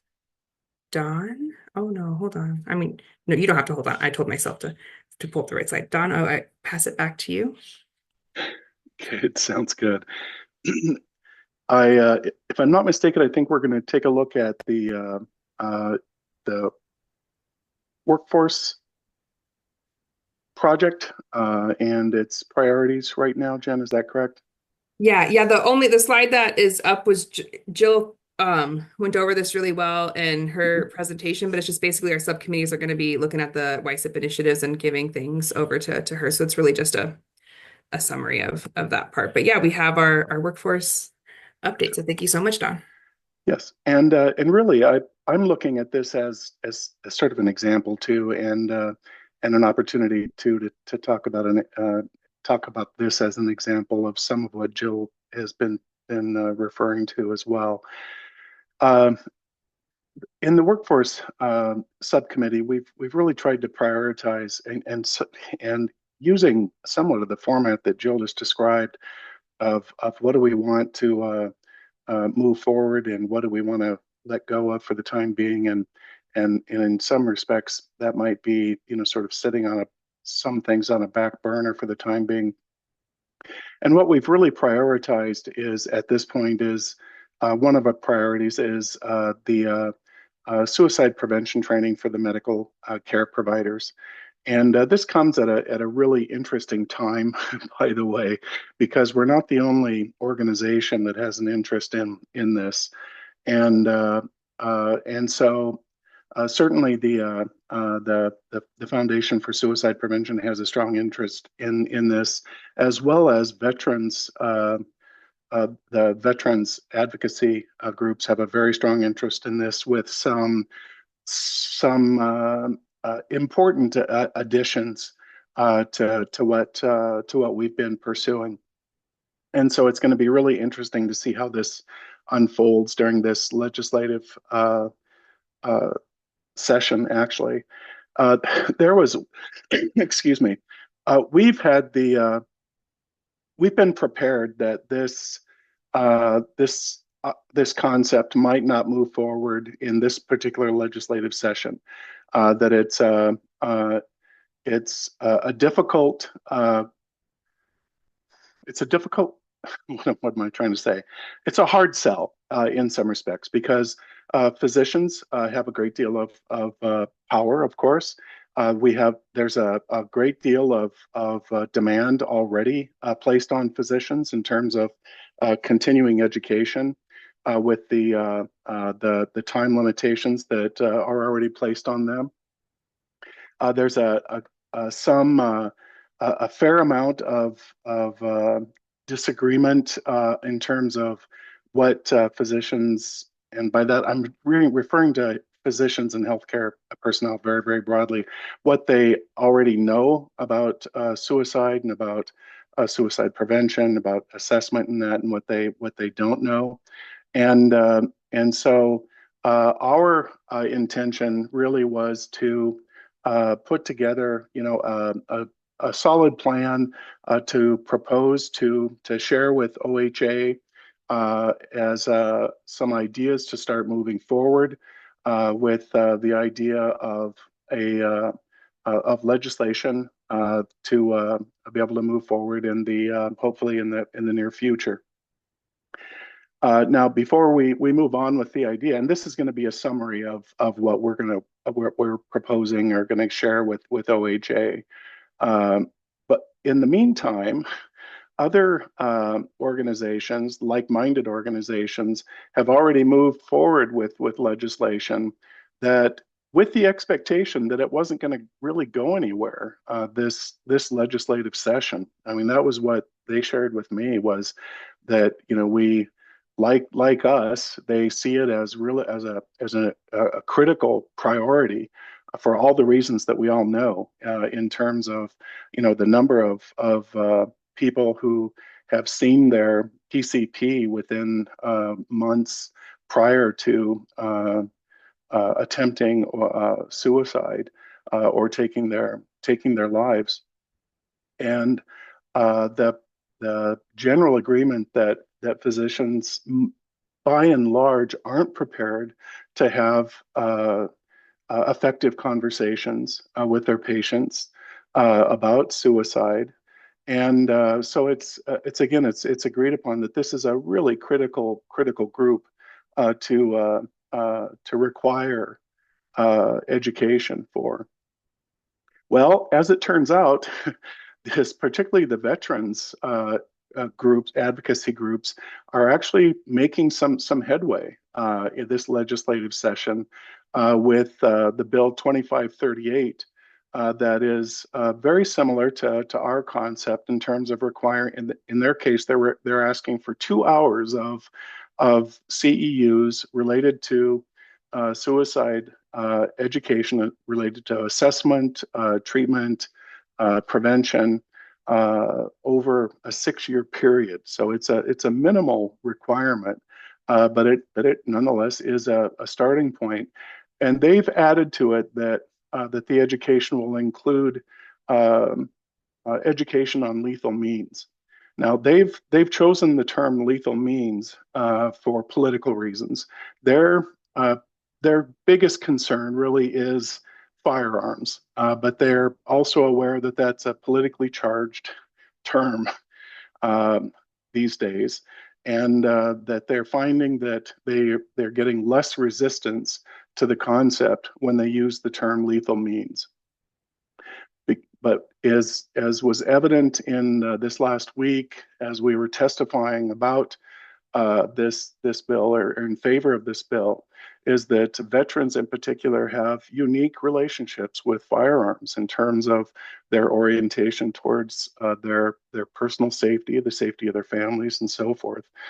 And but a physician is in a unique position to be able to have a conversation, about a safe, reliable way to store, a weapon, for instance, for a period of time when they're at significant risk. So there was a great deal of receptivity to the bill as it's being proposed right now. So I'll be interested to see how that moves forward. If it does continue to move forward, they certainly are interested in. They're familiar with 2315 that passed in 2021 for the behavioral health professionals. They're certainly anxious to engage us in conversations about how this bill would be refined and implicated in that, or implemented, and so forth. So we'll see how that moves forward. But in the meantime, this is the presentation here is what we're going to propose, what we're going to share with OHA in terms of our recommendations. So that was a long bit of background, but moving forward. So Jen, can you move to the next slide, I guess? So the goal is to equip physicians and nurses with accurate information about how to identify and support a suicidal patient. And we see this as the most effective way to prevent suicide. Now, bear in mind that this presentation is a brief version of a much more detailed presentation. But for the purposes here, this really, I think, provides a good summary of the concept. Next, Jen. So as a pathway forward, we're interested in having policy and action that supports a robust system of training. OHA recommend to OHA to build on current efforts by prioritizing 3 components of the strategic pathway. And then we're going to talk about each one of those components. First, training tailored to medical care professionals. Everyone is in agreement that this cannot be just generic, training in suicide prevention, that it really needs to be geared towards medical professionals specifically. The veterans groups also are very insistent, for good reasons, that as it relates to veterans, that they actually provide veteran-specific training. with people who understand that culture and the nuances of veterans and veterans families. So we want training that's relevant, role specific, and covers at least a minimum of these competency areas: risk factors, protective factors, warning signs. I don't need to read all of that to you. But basically, thorough assessment. Next, Jen. Second, legislation. So modeled on House Bill 2315 from a few years ago, and that mandates suicide prevention training for medical care providers across a wide spectrum of professions. We do have some existing examples, both particularly in Washington State, but other states that have actually already mandated CEUs for medical professionals. And many of those are in the process of being further refined. So we've already begun to partner with those other states to get an idea of what's been working for them and what direction they're moving in. So required training would include evaluation to measure, the outcomes, and we'd want to secure funding for state level training coordination, absent POP legislations. Next. And so third, healthcare system change. Suicide prevention training can help equip healthcare providers with skills and build their confidence to help a patient at risk of suicide. It's also essential healthcare systems and state policy support provider efforts.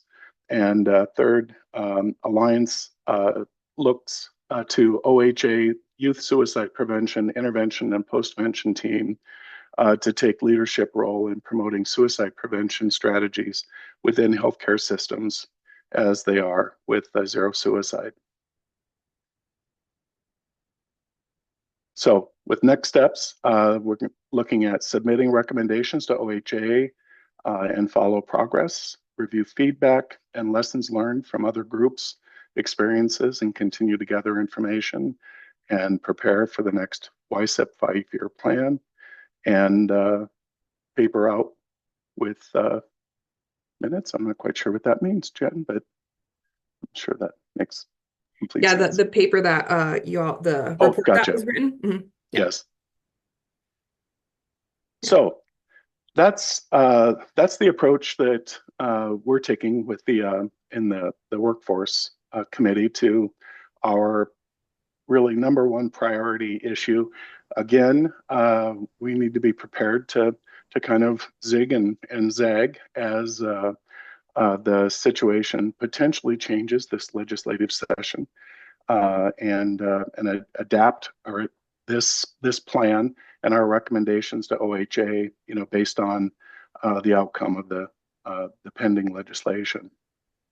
And I haven't been watching the chat, so if there are any questions or anything that feedback folks have. Kirk? There were questions. Oh, go ahead. Oh. Feel free with the questions, and then I'll be glad to share a perspective. Oh, okay. So there were questions about if we had talked to Kelly. I'm trying to get to your the AMA or the OAFP, the Oregon Association of Family Physicians. Yeah, and so I was saying in the chat how we and Daniel, you may know this better, but how there was talk about us going to the different licensing boards, but we hadn't. I don't believe that we've specifically done outreach to them, but there was a discussion around that being a potential way moving forward instead of or in addition to the legislation piece. Am I remembering that correctly, Don? Actually, we did very early on, at the very beginning, actually back even when we were still working on 2315, and they were very collaborative, and but also highlighted the kind of challenges that we were likely to encounter in terms of the workload, the demands that were already in place, and so it was certainly helpful, mostly cautionary at that time, but it's been quite some time since we touched base with some of the boards. Thank you, Don. And then Julie also put that there's been a history of outreach to the Oregon Medical Association and different medical societies. And I know especially with Oregon Pediatric, where Julie works with OPS. So there's also those pieces as well. Does that help to answer your question, Kelly?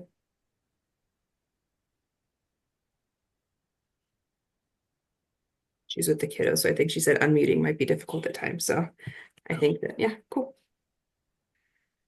Don, Sure. Kirk Wolf, child psychiatrist, appreciate your presentation. I do serve on the Oregon Medical Association Board of Trustees, and maybe one way to go is to see if you can speak to one of our Board of Trustees meetings. The reality is that physicians and other licensed medical professionals have a series of trainings already. Mm-hmm. And I would just say the nature of medical practice is overwhelming. Emergency rooms are just flooded, et cetera, et cetera.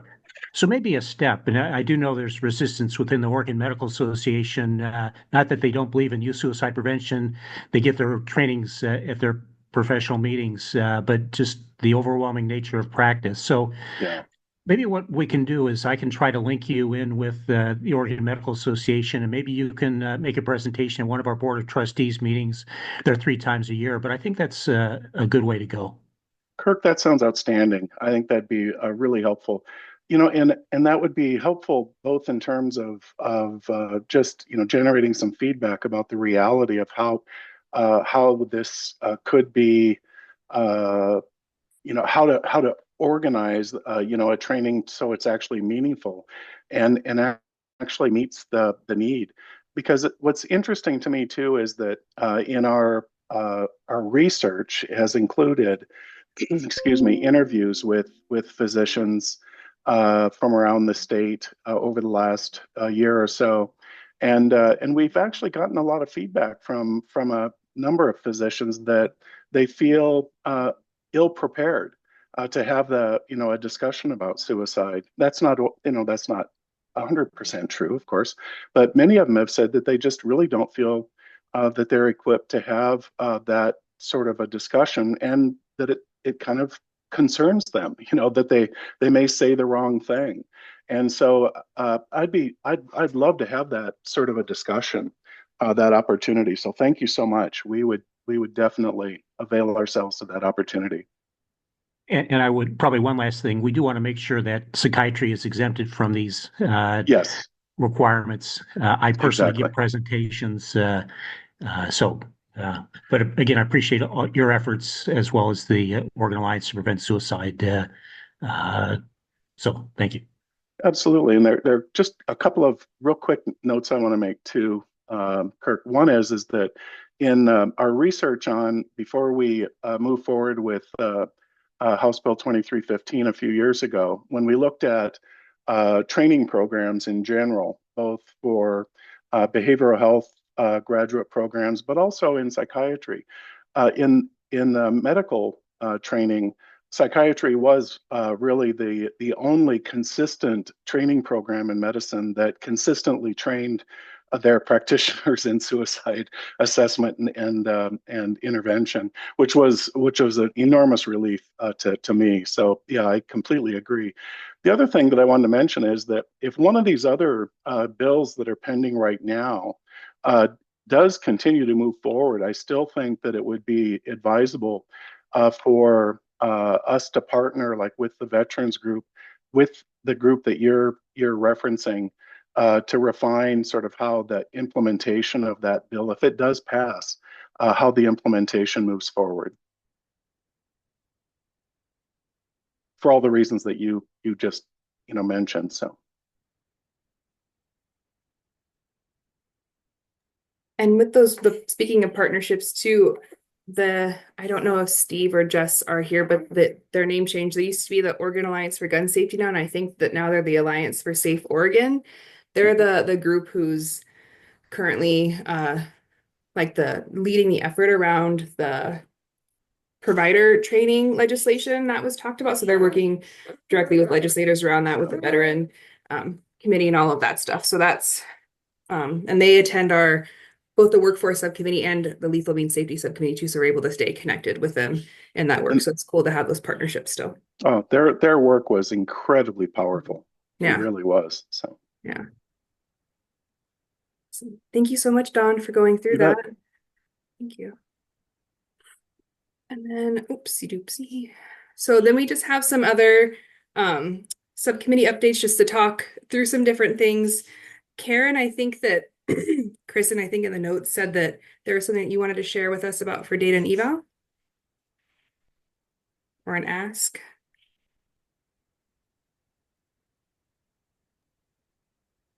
Oh, you're putting me on the spot. Our data and evaluation team met and I guess one thing is that, you know, we're really one of our tasks is to be making sure that data and evaluation is considered when people are looking at you know, different policies and practices related to suicide prevention. So if there is any research or data that the other subcommittees would like us to be tracking and paying attention to, just let us know. And we can reach out. And if there's anything that you think we should be reading or tracking, also, you can send it to me or Chris, and I can make sure it gets to the to our committee members, our subcommittee members. Thank you, Karen. And data and eval now meets on a quarterly basis. So they meet the first Thursday of the month that our quarterly meetings happen. So March, June, September, and December is when the data and eval meets. Monica? Yeah, Karen, I know that there have been a lot of efforts with your committee as well as through OHA to kind of have hubs of data repositories or the best places to kind of find the most up-to-date data. And I was curious if the Alliance has something like that on the webpage as just kind of a main place to go, as you all have been working on those efforts. You know, I don't think we have it on the webpage, but it's something that we can certainly talk about posting. We have a Google Sheet that we can give people access to, and our meeting agendas always have the link on the agenda for people to look at and update. And so if that is also something that could be sort of made more prominent for just the entire Alliance if they want to have the link to the spreadsheet. Yeah, we can totally put that on the website if y'all would like that to happen. That's a doable thing. Thank you, Karen. Gordon? Yes, this is a little off, but you. Oh, I'm sorry, Gordon. I meant to mute myself and I accidentally hit you. That was so rude of me. I'm so sorry. I got it. Thought it was my box. Sorry. Probably a year or more ago, we had a major presentation around what Colorado is doing.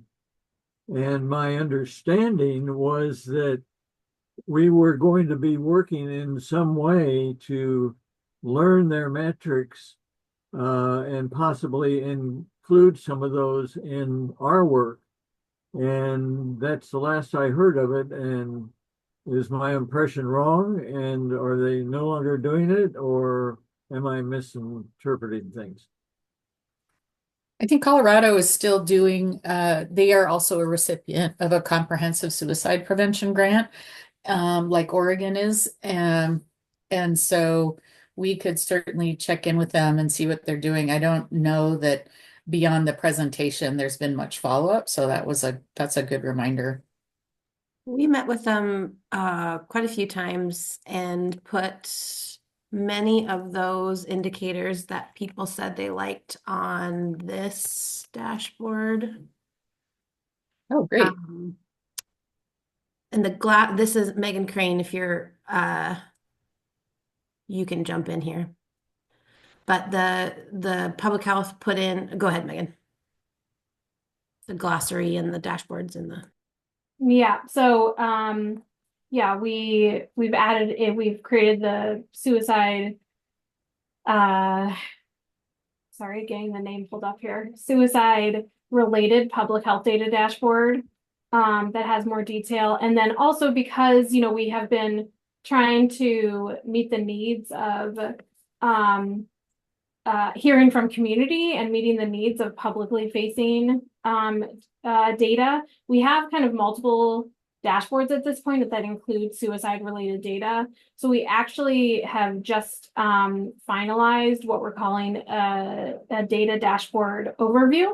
And this includes overviews of the Public Health Division Injury and Violence Prevention Program, as well as related kind of dashboards, and several includes topics across injury and violence prevention, but a large part this came about was because of suicide data. So I'll put the link in. It's brand new. I'll put it in. I'm putting it in the next OHA suicide prevention listserv message, but really look forward to hearing from partners about how this tool is helpful. It's divided by topic. So again, it includes data dashboards related to injury, overdose, traumatic brain injury, but there is a whole section dedicated to suicide related data dashboards. So I will put the link in there. Thanks.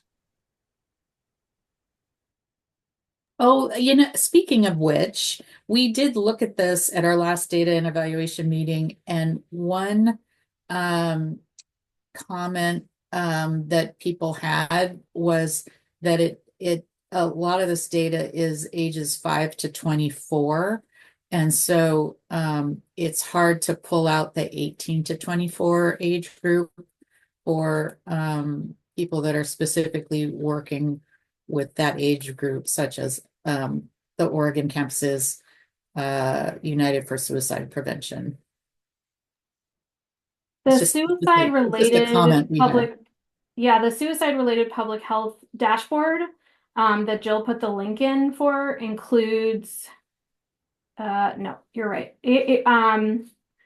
We're continuing to work on that. We're balancing providing data with small numbers from a statistical standpoint. So again, when I say small numbers, any suicide is too many, but from a statistical standpoint, we do include in the YSIPP annual report data section, as well as the presentation we've given to the Alliance in the past, and will continue to give, and we can find a link to that. We do break down data between under 18 and 18 to 24. So we have provided that in the past. So again, we're always happy to hear needs, and even if it's not on a publicly available data dashboard, we're happy to try to meet needs. But yeah, we can find a link to the presentation we gave last year, which did include data broken down between the two youth age groups, including total deaths. I think there was some demographic data, means data. Yeah, I see that like the emergency department data is broken out, but it's the ORVDRS data that's not. I believe that's being lots of new data. It's great. There is a lot of data that has not been as readily available in the past. So this is really a wealth of data already. I believe we're working on adding it broken down that's like a phase 2 of the dashboard. But again, we have provided that data in Alliance presentations in the past. So Jen, just a note in case I can't find it readily, maybe a link to the last Alliance meeting we gave a data update at. Okay, yeah, sounds good. Awesome. Thank you all so much for that data and eval update. I will now pass it over to Michelle for our equity update. I'm going to do my best here, but I feel like my internet is telling me that I'm unstable. So I've decided I am going to share my equity update on the screen as well, and Jen's going to take over if I'm too glitchy. So just wanted to let you all know that, of course, with the Alliance restructuring, the Equity Advisory became an official subcommittee. The past couple meetings, we've been planning and organizing to explore how we can best support equity work within and across the Alliance. We are looking forward to working with Dr. Chu's team, as well as how we can bake in that cultural infusion, as Jill was talking about earlier. As a reminder, we will be doing that in May and June. The Equity Subcommittee is not going to be meeting in April due to OSPC, and our May meeting, unfortunately, is also moving because of Memorial Day, thanks to Monday equity or Monday ongoing meetings. We typically meet the fourth Monday of each month. If you're interested in learning more about the Equity Subcommittee, please don't hesitate to reach out. I believe Lucina is going to share her contact information, thank you, in the chat. This is definitely an exciting time to join our work, or if you've been gone for a little while, we would love to have you rejoin us as we get a little bit more clear on how we can best support the work and all of you, our colleagues across the entire Alliance. That's my update. Hopefully it wasn't too choppy. That was perfect. Thank you so much, Michelle. No chop at all. No chop.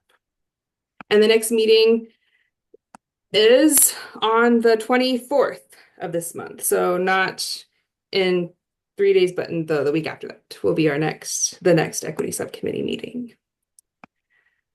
Awesome. And then executive, we've just been kind of, well, I guess, okay. Executive update has really been, I think, kind of with the interim chair and vice chairs and kind of coming back and figuring out how we want to move forward for the year, and really kind of going over the legislative stuff that was shared earlier and talking about membership outreach and just getting some updates. So exec, I think, at least from my perspective, and maybe it's just because I'm just coming back, has really just been getting our feet back on the ground and to know how we want to continue just moving forward and working together. Dawn, is there anything that you think you'd like to add about executive? No, nothing that I can think of. Craig, if you have anything that comes to mind. Nope, I don't think so. Okay. Lethal means safety. Kelly, I am 100% putting you on the spot. I'm not sure if you're able to unmute. Would you like to talk? Or Pam, Kelly or Pam, would you like to talk about what we've been working on in the survey and everything that's going on? Or would you like for me to share that?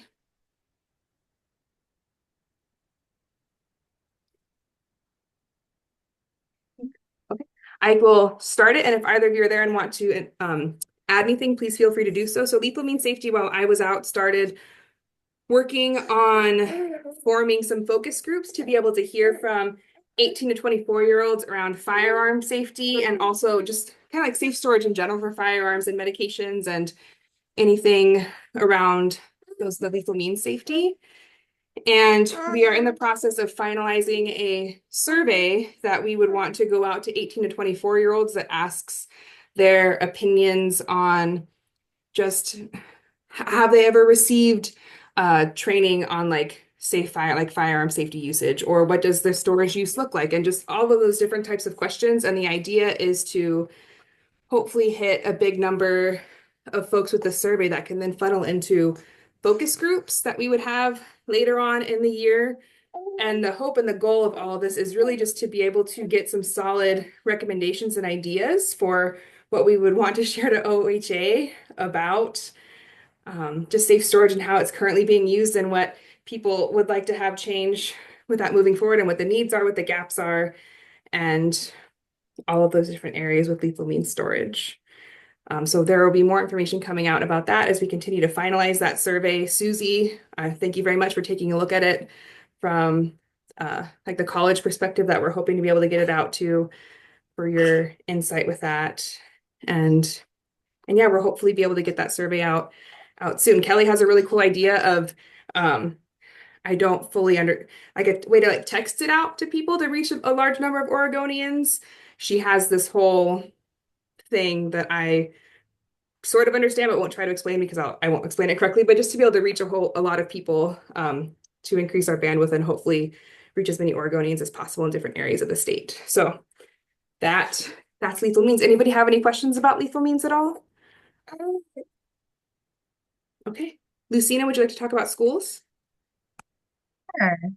Um, the schools committee is, as always, a very well attended group with a lot of participants who are passionate and engaging in schools doing this work. So it's a great group.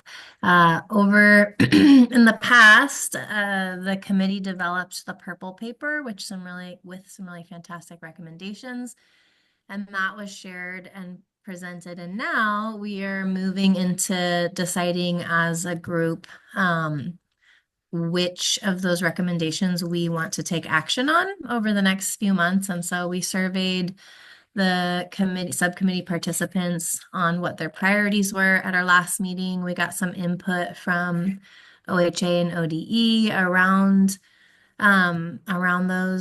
those priorities, and then moving forward, we're going to be kind of narrowing down into like the actual action steps that we want to take. And we are hopeful that Justin will be presenting the purple paper at the OSPC conference coming up. We haven't heard yet, but we are hopeful. So yeah, if anyone has any questions, or if anyone who participates in schools wants to add to that, please do. Thank you so much, Lucina. And then transitions of care. So recently, Gally was voted in to return as a co-chair for that committee. So she'll be serving in that group along with Liz Schwartz, who's been our co-chair for quite a bit with that. So Gally is rejoining us. And in our February meeting, the group has really been trying to find their focus area and where we kind of want to look. We're still keeping an eye on the House Bill 3090 and 3091 stuff that was passed a while back around caring contacts and those safer transitions out of an emergency department. And because that's moved into kind of more of a monitoring role, we wanted to see what other levers of change we could impact and where we could do our work. And a big part of our discussion with where we kind of want to do our focus area is around the idea of safety planning and what that looks like when a youth, or when really anybody kind of goes to an emergency department or higher level of care, and then they get that safety plan for being able to transition down either to a lower level of care or back home. And that safety planning process, Gally, I'm not sure if you're here, but if you wanted to, you totally can. No pressure. Talk about some of the Pew study stuff that you shared with us. I have the data points if you wanted me to put those in, but just maybe around like where some of that conversation and desire came from to look into that work. If you're not here, no worries. Okay. So part of that was there was a Pew study that was done on different hospitals, and a nationwide study, but the result that they found was that only 61% of accredited hospitals conduct formal safety planning. Only 37% do warm handoffs to outpatient care, 30% follow up with patients after discharge, and only 28% provide lethal means safety planning. And again, that's nationwide, not Oregon specific. And also, thank you so much, Jill. Those really low percentages, especially around that lethal means safety planning and what that could look like, are really very, very low. And so we wanted to be able to look and see what that looks like for our state here and gather some more information to be able to, again, really pass on concrete recommendations and share what we think could be done to improve some of those numbers and to improve care for folks. So that is our transitions of care update. Any questions? Okay. Craig? Yeah, so thank you everyone so much for all that you've shared today. Just a reminder of our upcoming meetings. Our next one will be on June 13th. It is virtual. Make sure that you're registering for all of the quarterly meetings to get the Zoom link. We're asking for everyone to do that moving forward. Our September meeting is currently scheduled on September 12th, but it usually is a hybrid meeting connected to AOCMHP's annual training summit. And so once that is confirmed, the quarterly meeting date will also be confirmed. So hold Friday, September 12th for now, but there may be a change there. And then in our December meeting will be on December 12th. You can register now for all of those meetings. You don't have to wait till we get closer to. I know that they're already on my calendar, but wanted to make sure you have that on your radar and that you register for those forthcoming meetings. Thank you so much, Craig. And Chris reminded me too. So for our appointed members, an email went out, and more emails will be coming as reminders for those workday trainings. So if you're an appointed member, you have to complete a certain number of trainings through Workday, through the OHA system, and the deadline for that is June 30th. If trainings aren't completed by June 30th, membership, you will no longer have Alliance membership. And if you wanted to be a member again, you'd have to reapply during our application process, which takes place in the beginning of the year.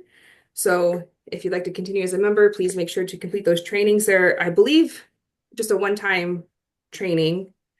And Jill, thankfully, thank you, put the workday instructions in the chat. Tamara, also with OHA, has, from my understanding, offered to provide support to folks if you're having a hard time just accessing Workday, navigating it, whatever any account issues.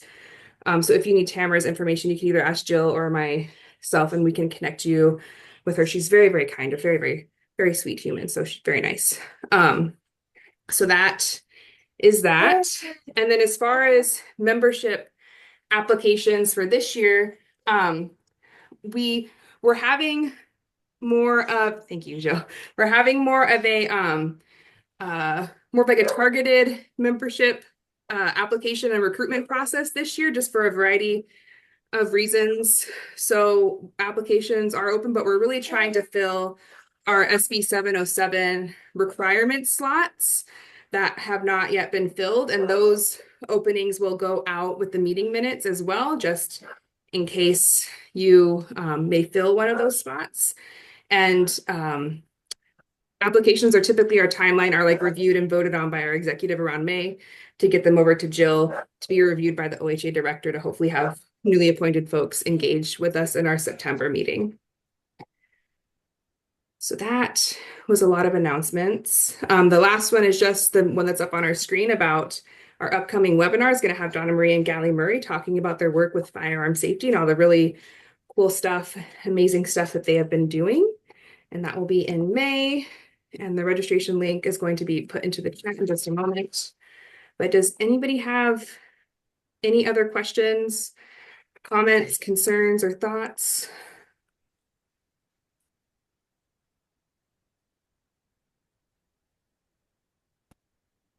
Okay. Awesome. Well, that's, oh, Gordon, yes. Yeah, on the people that we're looking for, maybe it's not in our decree, but we were only looking for youth up to 21. So the 22, 23, and 24-year-olds, we're not looking to fill, I mean, them being eligible for that position. And I just wondered if that's legislative or if that's a decision from somewhere else. No, so in the legislation, what I had put in the executive minutes, I copied it directly from the S707 language. So for whatever reason in our 707 language, it does specify those who have not attained 21 years of age. Jill, I think that you're double checking that for me. Please do, because I'm remembering that, but now I'm second guessing myself, but I'm 99% sure it said those who haven't attained 21 years of age.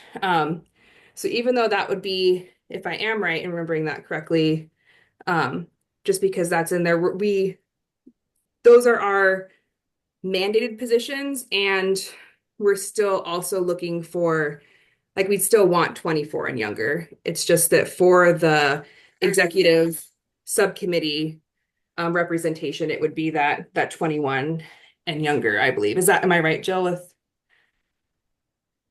I'm working on it. I Okay, think sorry. that makes sense to me. I don't know why else it would be named that, but I'll double check. Yeah. And like, for example, too, I mean, we're also, we want to have additional representation, just like with the kind of 22 through 24, but also two folks in like rural areas off of the I-5 corridor, folks within the BIPOC community, just to be able to accurately and better represent the folks that we have living in the state, to be able to have representation from all communities. So yes, those are like our mandated ones, and we're still kind of looking for others and gaps with different things. So yeah. And the reason I brought that up too is that kids that are graduate from high school that go into the military, many of them are back out by the time they're 21. Mhm. Another 4 years, and many of them, particularly women, have had to deal with sexual trauma in the military, added to any trauma previously in their life, and some men too.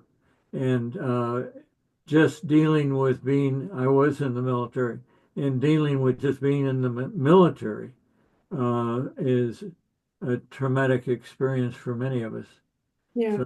So it would be a hotbed. Don't know that we'd be able to reach them, but they would sure have a lot of input and need the help to stay safe. Yes, and thank you for pointing that out, Gordon. And there is also specifically called out in that 707 language a need to have representation from military members and or their families. So that specific population is also called out specifically. And I agree with you. I think that if it is just up to 21, I wonder if that might be a potential ask, like if we wanted to, if the Alliance wanted to have that as a recommendation for OHA to adjust our 707 language to, especially if the YSIPP is looking at 24 and younger, wanting to also just be able to more accurately reflect that age. But yes, I hear what you're saying. It does name 21. Okay. So yeah, those who have not attained 21 years of age yet. Thanks. Yeah. Any other questions? Thank you, Jill, for looking up that. Any other questions, comments, concerns?